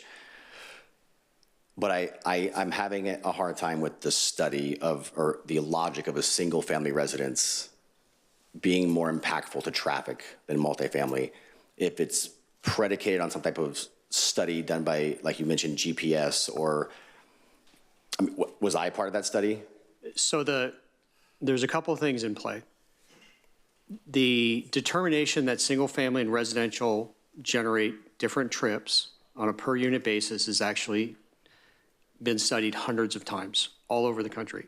There's a national document called the Institute of Transportation Engineers Trip Generation Manual, and that provides a standard trip rate for single family and multifamily. So that's not based on anything we did. That's based on literally 30 years of data collected all over the entire United States, multiple occasions by multiple people to establish that rate. And single family homes generate more trips than multifamily. Is that an agency that does that and collects that? The Institute of Transportation Engineers is essentially a professional group for traffic engineers. It's a national entity, and they have been publishing these reference documents, which are used by traffic engineers all over the country for, I think, the past 30 years. Does Elon Musk know about them? Well, they're not a government agency, they're private. Okay. Are there other ways to do that math for trips, or is there some code that only they have? So AB 1600, the Mitigation Fee Act, requires that the impact be proportional, essentially the fee be proportional to the impact. So the reason why we can't... To measure the impact, I guess is what I'm asking. Yes. Is there another way to measure the impact than a proposed GPS look deep dive, or however they're going to do that math? If it's been done a certain way. So what we're proposing with AB 1600 has nothing to do with the difference between single family and multifamily. We did a study specifically on answering the question, and it's on our website if you want to see it, that says, do single family homes generate different levels of trips? And then we have also done a travel survey for all of the WRCOG communities, determining where the residents go, where the trips come from, and that is a third element. So there are multiple studies going on here. And by the way, we're proposing to update that. I will also add that if you want to read our analysis on single-family trip generation, it's on our website. If you want to read see our travel survey, it's on our website. In fact, I can send you the links to those, and they're readily available. So everything that we're doing is based on a combination of state law, what my profession considers best practice, and data that's been collected both nationally and regionally and locally. In closing, the irony in why my single-family home travels less is because the roads are horrible. If I could piggyback on Mr. Lavelle's question, Madam Mayor, if that's okay. Go ahead. And correct me if I'm wrong, Mr. Gray, but it's the state that required this change. Yes. From the flat fee that we were charging to the stair step. It wasn't WRCOG that said we need to make this change. It was the state that mandated. The methodology is one that we feel, WRCOG feels, supports the state law. But it was not changed out of just, it's state law. Yeah, it was a drastic change. I can tell you that I've talked to dozens of my peers across the state, essentially asking us how to do this. And we were one of the first agencies to do this kind of study because we wanted actual data. Other agencies just took national data or surveys from other places, and I said, no, I want something specific to the WRCOG region. But again, I would prefer not to do this. I prefer to charge a flat rate. And the state's making us do that because 3 years ago, a state legislator had the great idea that this is going to bring down housing costs. Thank you. Last question is going to be by Councilmember Stowe. Mr. Gray, can you clarify the $13 million? Is that for our zone, or is that allocated to the city of Murrieta? That's specifically the city of Murrieta. It's right there. Okay. Oh, thank you so much. Madam Mayor, yes, I have one last comment that I'd like to make, please. If I can close the public hearing, and then I'll let you do that, please. Okay. At this time, I'd like to close the public hearing, and I will bring it back to council for one last discussion. Councilmember Stowe. Thank you. When I moved back to Murrieta in 2020, I purchased a home that's 1,700 square feet for $380,000. I find it absolutely crazy in 2025 that a 2,700 square foot home is almost $1 million. And it's so sad that if my children wanted to come back to California, there's no way that they could ever afford a home. And it's just really sad in 5 years how exponentially the cost of materials, the cost of labor, and a cost of a home. And there's a reason why, when Chad Bianco talked about people leaving the state of California yesterday, yesterday, with regards to the high crime, but there's another reason why people are leaving the state of California. And Riverside County is still supposedly an affordable county, but people are leaving the state of California because they cannot afford $1 million home for a tract house. Thank you, Madam Mayor. Thank you. At this time, the public hearing has been closed. Any further comments by my colleagues? Seeing none, we have a motion by Councilmember Holliday and a second by Councilmember DeForest. Please cast your vote.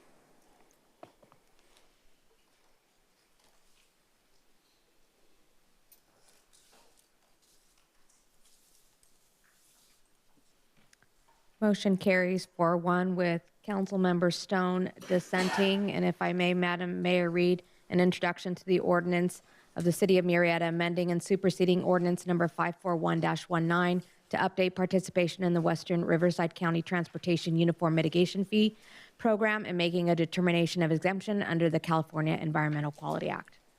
Thank you. Madam Mayor? Yes. May I request a 5-minute break, please? Yes, we can have a 5-minute break. Thank you.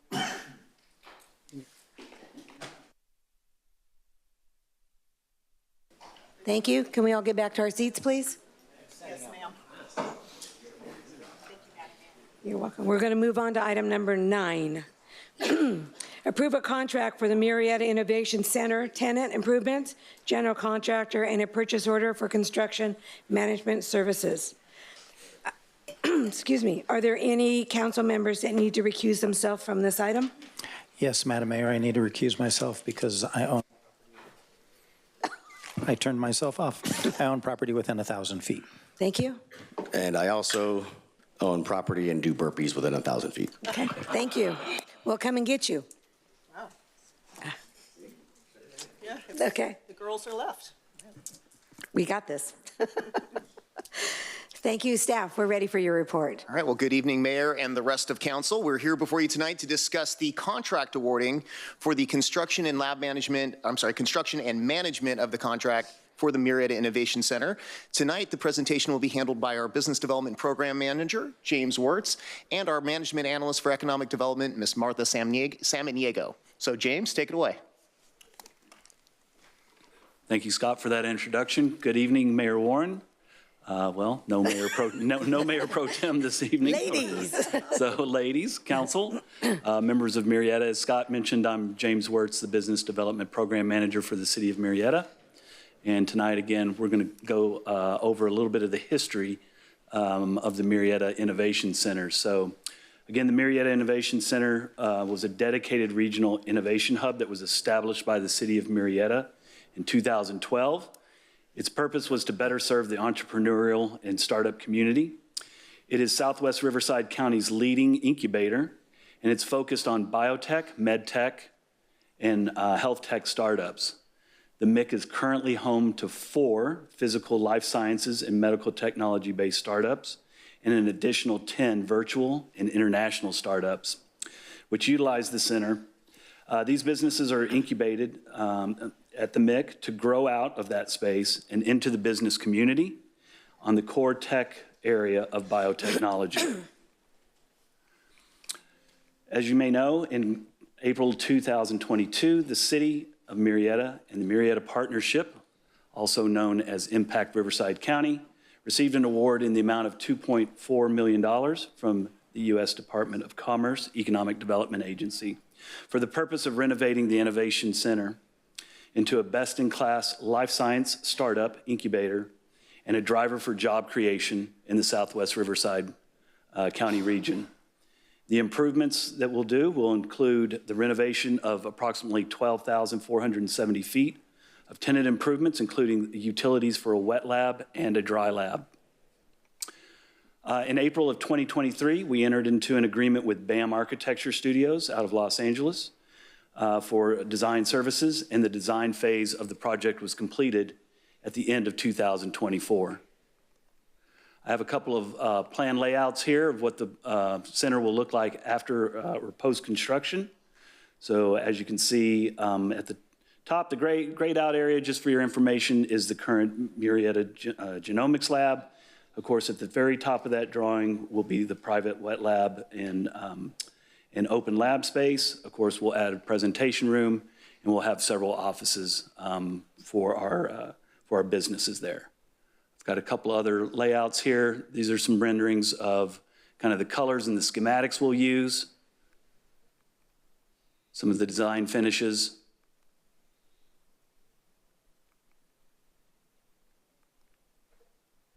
And then with that, I'd like to turn it over to Martha to talk to you about the construction piece of this project.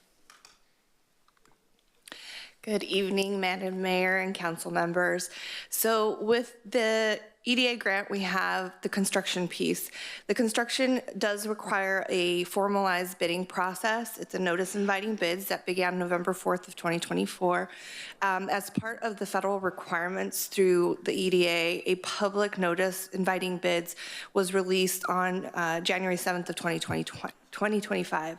As part of that also, we had a mandatory pre-bid meeting that was conducted on November 21st.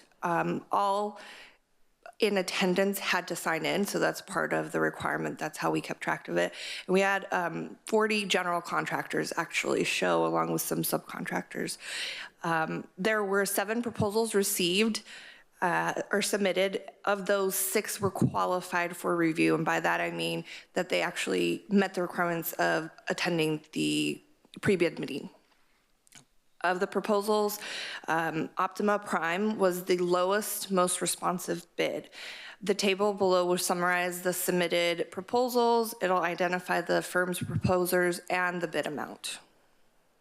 So here you can see, again, it kind of goes over, did they attend the pre-bid meeting, what their bid amount total was, the engineer's estimate, our California Department of Industrial Relations, those who were below the engineer's estimate, along with if they met the requirement of wet sign documents within 3 business days of opening.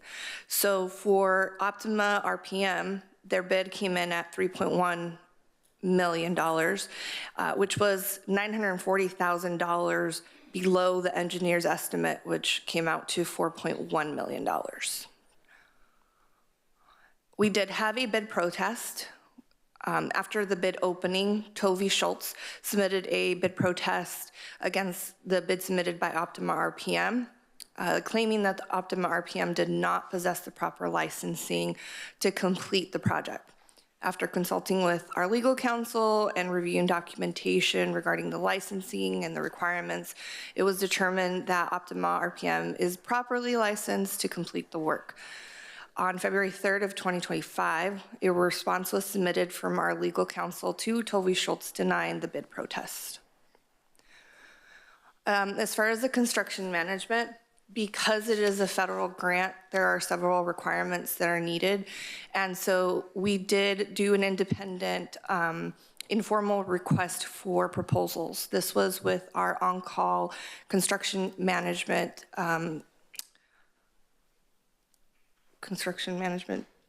agreements, sorry. And of those, we had a few different proposals come in. This is a key component because we do have labor and compliance that needs to be met. So not only did we want them to meet the labor and compliance, but we have other documentation that needs to be submitted, so this will help with that piece of it as well. So here are the different proposals that we received. We did have 2 that opted out just because it did not meet within the time frame that they were going to be able to complete the work. RW bid did come in at the lowest, which was $155,000. They do also have experience with wet and dry lab. We did confirm that, which was a key factor in making that decision as well. All of the vendors did include labor and compliance, which is part of what we requested. As far as the fiscal impact, so the approval of the recommended actions modifies the CIP budget. This capital improvement project for 21029, allocating the remaining $175,000 needed to complete the project, and contingency for unanticipated expenditures of $324,000, bringing that total budget to 4.3, which is just slightly over what the engineer's estimate came out to, so just keep that in mind. The table below will outline the existing budget, where the funding is appropriated from, and the additional funding needed. Along with this, the EDA grant is reimbursable in nature. It does require that the city expend the funds prior to requesting reimbursement. Keynote design is not included as part of the EDA reimbursement, so that's why we are accounting for some of these other contingencies. The costs related to construction management and labor compliance are eligible expenses to be funded with the EDA grant. Additionally, Impact Riverside County has agreed to fund the 50% of the grant's 20% required match. So here's a chart, kind of breaks down what the grant funding is from the EDA, which is $2.4 million. We have our general fund match, which is $303,000, along with the match from Impact Riverside County of $303,000. We did initially anticipate having some overage, so we did request $845,000 back in April or June to make sure that we would have sufficient funding for this. We are proposing the general fund supplemental funding of $500,000. All this comes out to $4.383 million. Again, just slightly over what our engineer's estimate came out to in 2022. So we are still falling within that amount. So our recommendation for council is to approve the award of construction contract to Optima RPM as the lowest, most responsive bid for construction of the Innovation Center, tenant improvements in the amount not to exceed $3.189 million, plus a 15% contingency of $478,000 for a grand total of $3.6 million. We also request approval of a purchase order for $155,000. That's for the RW bid construction manager. For construction management services, it includes the labor and compliance for the MIC tenant improvements.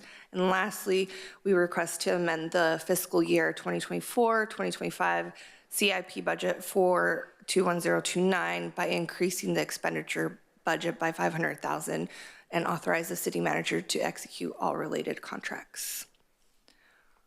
And with that, any questions? Thank you very much for a great presentation. I'll bring it back to council for any questions. Councilmember Stone. Thank you, Madam Mayor. First, I absolutely love this project, and kudos to our CEO of our Murrieta Wildemar Chamber and to our entire team, just thinking outside the box, and I love it. With regards to the contract, is there an agreement if they were to go past a deadline? How does that affect the city? Let's just say they're behind by a year. Is there anything that protects the city in our contract with them? So actually, as part of the notice inviting bids, it is a requirement that they complete the job in 150 working days. Yes. So by them signing off, they are acknowledging that it will be completed during that time frame. Fantastic, thank you. That concludes my questions, Madam. Thank you. Councilmember DeForest. Thank you. This is so exciting. It has been 3 years in the making. I'm really excited to see it come to fruition and to see it built. I am very considering, we've been talking about construction costs. I'm very surprised, and I think we're very fortunate to get the bid that we did get. And I'm excited to see this go forward. Also, I know there is a $2.5 million from Supervisor Washington that will also go to the the MIC as well? Scott, you're yes, ready to talk. Yes, Councilmember, I certainly would love to address Yes. that. Some of the costs that we're not exhibiting today are things like the equipment that are going to take to build a wet lab. And so a good portion of the funds that are coming from the county are going to help to bring in that equipment, also some services that are going to help our lab management, and also some additional grant opportunities for some of our tenants. So we're very excited about the next phase of this, which we'll really outline for you in the future, that goes over all the ways that those funds are going to come to bear on the Innovation Center. Well, it was my great pleasure to work with County Supervisor, 3rd District, Chuck Washington, to get that grant funded.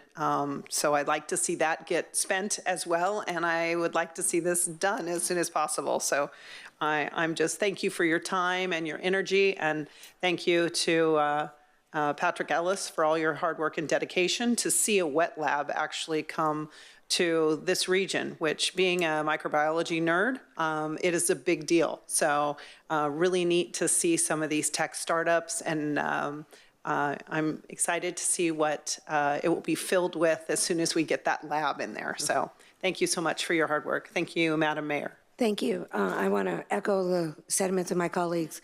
Patrick, Scott, team, excellent job. I'm shocked at what the budget came in as. I mean, the bid came in as. It's wonderful. I'm just thrilled. Saying that, I'm going to close. No, I'm not either. I'm going to open up the public hearing. Madam City Clerk, do we have any public comments? Seeing none, Madam Mayor. Thank you. I will bring it back for further discussion before I close the public hearing. Any? Seeing none, I'm going to close the public hearing. And any further comments? Last chance. Calling for a motion and a second. Oh, I have that. I have a motion by Councilmember Stone and a second by Councilmember DeForest. Please cast your vote.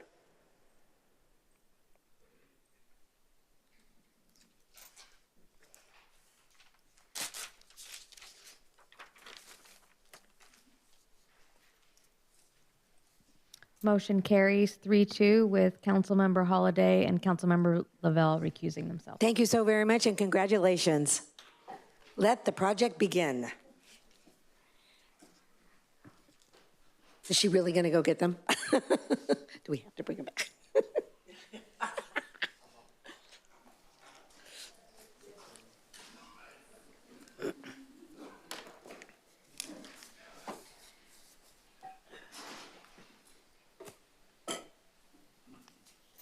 All right, we're all reconvening. We're going on to item number 10, the purchase of used aerial apparatus for training and backup purposes. Staff, may we please have a report? Hi, Chief. Good evening, Mayor Warren and Council. Thank you for seeing this evening. I am bringing to you the option for Murrieta Fire and Rescue to purchase a used tractor-drawn aerial, commonly referred to as a tiller truck. And I know what you're thinking. You're all experiencing a little bit of deja vu because about 25 months ago, I sat in this very seat, and the council graciously allowed us to purchase a brand new Pierce tractor-drawn aerial that was going to take 3 years to deliver to the city. So that 3 years is about a year away. We're looking on time with that. It's looking to be delivered a little in about January of 2026 is when we're expecting that to be done. Just to recap on why we purchased this very expensive piece of apparatus, this is to align our operations with the growing needs of our city and the changing footprint that we have within our city and our region. We have a lot of multi-story coming. We have buildings that are going to be over 6 stories and above, which is more than our current 75-foot apparatus can reach. And we also have a lot of wide-rise distribution sites that are being built in the region, which require multiple truck responses through our mutual aid partners. So this apparatus is very important for us to have for our fire department, for our city, and then for our region as well. Just a side note there, a bullet, since the purchase of this apparatus, we're now up to 5 years that it takes to deliver an apparatus when you purchase it new. So the importance of having extra apparatus is becoming very apparent to us. So just a recap on where all of the growth in the city is coming. This is our residential growth as of 2023. And then again, our commercial growth. All of these are projects that are coming in the city that we're seeing and demonstrates the need, why we needed this tractor-drawn aerial that you approved. So as we started looking at the training options that we would need to get our 64 suppression personnel trained on how to operate this new piece of equipment, we were developing our training plan. This was going to have to go all external, and a unique opportunity presented itself for us. Pechanga had just purchased a new tiller, and they were going to be replacing their tiller. They did not have anywhere to store their reserve apparatus, so they were going out to bid to have people purchase this apparatus used. There were 7 fire departments that were interested in this. I had a conversation with the chief of Pechanga and said it would be really great if we could keep this resource in our region, because truck companies there's a lot of maintenance involved in these. They do go down pretty regularly, and we need to have backup apparatus. It would also serve as an opportunity for us to not only have a backup vehicle available, but to have a vehicle that's dedicated to training for our personnel. So we started negotiating on what it would look like to purchase this apparatus, and some of the key benefits of this purchase is that it's going to provide us a dedicated training platform. As we were developing our plan to train, we had to send all of our personnel out externally that would be on overtime, not on shift, to be trained to develop this apparatus training program. That was going to be a one-time cost, but it was going to be an expensive cost to get everybody trained to bring this new platform into our city. So this allows us, if we purchase this vehicle, to do all of our training in-house. We have already identified in our plan, we have 3 training captains that will go out, learn how to do the training for the apparatus, and then we will be able to do all of our training on duty in-house without having to do any overtime for our personnel. Over this next year, we could accomplish this. This also is a fully functional, operational apparatus. You saw it in the previous picture. It's 20 years old, but it's in great shape. They've taken tremendous care of it. It's always been a cross-staffed apparatus, so it doesn't go on a lot of incidents. So it's in great shape. It's going to provide us for a secondary backup platform. And as part of our agreement, we've agreed that Pechanga could also use this if they needed a backup, and that would keep another truck in our region when they would otherwise have to downstaff. And I think it's also great to see a partnership with another fire department like that, where we can keep these critical resources in our region by just having agreements, because this last brand new tiller was $2.4 million 2 years ago. That price is going to be more now. So not replacing these is going to be very important for us. So we're allowed to purchase this straight from another government agency because of our municipal code, so we did not have to go out to competitive bid on something like this. They've agreed to sell it to us for $100,000, and this would be coming out of the Major T Fire fleet replacement. So our recommendation is going to be that you approve the bill of sale with the Pechanga Band of Indians for the purchase of a used aerial apparatus for a total not to exceed $100,000. We amend the fiscal year 24-25 operating budget and approve the use of the Major T Fleet Replacement Reserve to establish an appropriation of $100,000 and authorize the city manager to execute the bill of sale. And with that, I'm happy to take any questions. Thank you very much. Exciting report. I liked hearing it. Thank you. I'm going to bring it back to council for questions. We're going to start off with Councilmember DeForest. Thank you, Madam Mayor. So, Chief, thank you for the report. And could you tell me, so we'd be getting the funding through Measure T? Measure T. Okay. Vehicle replacement. And we have plenty of money in that fund? It is funded there, yes. Okay. And because the truck is 20 years old, is that going to increase our maintenance costs a lot, or? We'll certainly have maintenance on the vehicle, but it's not more than, our backup truck right now is over 20 years old. So that's a straight, it's not a tiller. So there will come maintenance costs with this for sure. We have that in our budget, and, this will get driven a lot at first because we have to train 64 personnel how to operate a tiller. And that's going to be a lot of people to get through that training. We'll get a lot of miles on it.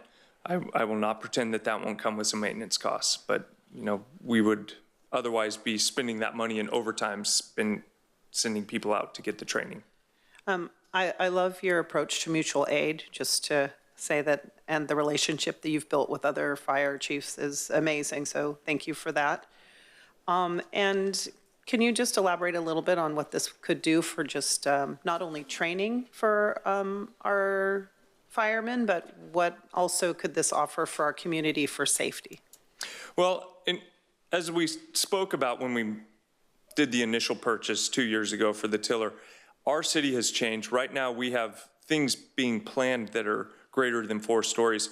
our truck at 75 feet is really only effective up to about 4 stories. So if we need to do any aerial operations, rescues out of, higher stories than 4 stories, we can't place our apparatus in a way that would effectively do that. It also gives us elevated stream options. We talk about these distribution centers that we've talked about this evening previously. They're showing up all over our region as well. In order to put those out, you have to put a truck up on every side of one of those distribution centers and flow water into it. We have done this. We don't have them in our city. We do have big box retail in our city, which would effectively need the same thing. We could do that with our 75 foot. But the large elevated stream is very important to the big industrial fires that we can see in the region. Well, I'm super excited about this. It sure beats our tractor that we have at the house.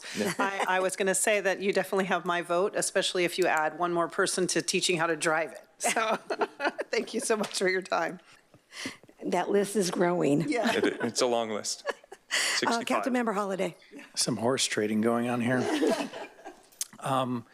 So the Pechanga Fire Department has to get rid of it because they don't have a place to park it? Correct. Where are we parking it? We have area at Station 1 that will fit it. In Station 1 under the crumbling concrete? No, the crumbling concrete is behind the A deck where it has nice secure concrete, yes. And it's a location that the new tiller truck is not going to be parked on? That will be at Station 2. Station 2. And how many 75-foot trucks do we have? We have 2. We have 2. One is a 2015. That's the one that's being replaced and will go into our frontline backup truck status. And then we have one, I don't recall the exact age, but it's over 20 years old, and that's our current backup truck. So effectively, with this purchase, we'll have 4. 4 aerial doubling platforms. Our capacity. Yes. Excellent. And I imagine the cost to send our crews out to train on this is significantly higher than $100,000 on overtime. We have 64 personnel. We're not going, the break even on that would be about 14 to 15 hours each person. And I don't think that we would be able to get through all of those personnel in 14 hours. And then there's the travel and everything else that goes along with getting personnel trained.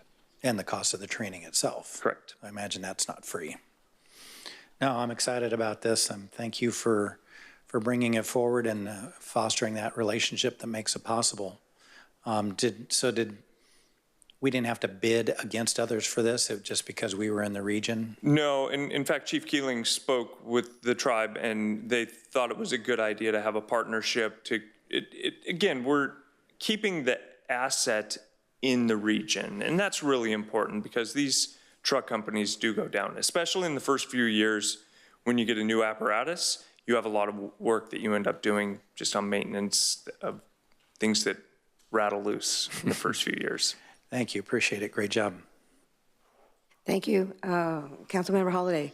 Mayor Pro Tem LaBelle. Thank you, Mayor. You're welcome. The $100,000 price point seems awesome for something this capable. Can you speak to, I mean, if you're talking $2 million for a new truck and you get this for $100,000 and it's fully functional, what is fair market value for something like this? I don't want to know. Okay. So it's safe to assume, because this is a great partnership and because the asset's staying in the region, this is a very collaborative approach, even financially.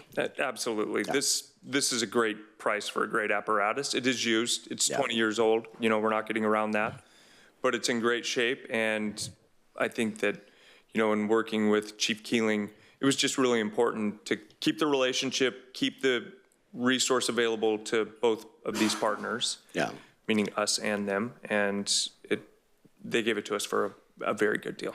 No, it's awesome. I see these on OfferUp all the time, and like older ones, and I'm always tempted because you see them out in like the hills, and like that, does it still work? Like it'd be great. It's not a tiller truck; it's a ladder truck. How many more smiles can we get out of the 100 feet for the birthday bash on the water spray? Yeah, we might be able to put it over the road if we do that. That would pay off the ROI with that alone, I think. But yeah, happy to see this happen. This is a really cool endeavor, and thank you for pursuing it. At this time, I'd like to open up for public comments. Madam City Clerk, do we have any comments? Seeing none, Madam Mayor. Thank you. I'll close the, I'm sorry. I'm going to bring it back to council members. Do you have any further discussion? Seeing none, I'm going to close the public comment, and I'm going to ask for a vote. Oh, and we have a motion from, yeah, right. Motion is from Councilmember Stone with a second from, it left me. Oh, from Mayor Pro Tem Lavelle. Please vote. That was a tough sell. Motion carries unanimously, 5-0. Congratulations, Chief. Well done. Moving on to notifications, Madam City Clerk. Thank you, Madam Mayor. Notice is hereby given that an application was filed by Murrieta Holding Company, a California limited liability company, for parcel map number 38837 to subdivide 5.24 acres into 3 parcels for commercial use. Engineering staff has completed a review of the final map for conformance with the Subdivision Map Act and the Murrieta Municipal Code. Final parcel map PM 38837 conforms to the conditions of the approval and the tentative parcel map. All dedications and mitigation required in the conditions of the approval have been offered and secured. Mylars of the original final parcel map are available for review in the engineering department. That concludes my notification. Thank you. Move on to reconsiderations. Madam City Clerk. Thank you, Madam Mayor. Good question. Any council member who voted on the prevailing side of the original motion may move a reconsideration to consider new information or correct inadvertent errors on a non-public hearing item at the same or next meeting. At this time, are there any requests from City Council for any reconsiderations? Seeing none, Madam Mayor. Now I did it. Thank you. Now we're going to move on to City Council member requests to add or withdraw items for future agendas. Now is the time for City Council member requests to add or withdraw items for future agendas. There'll be no discussions on the request. A brief explanation of the request may be given. The merit of the items being requested may not be discussed or debated. Now, are there any requests from any of my colleagues?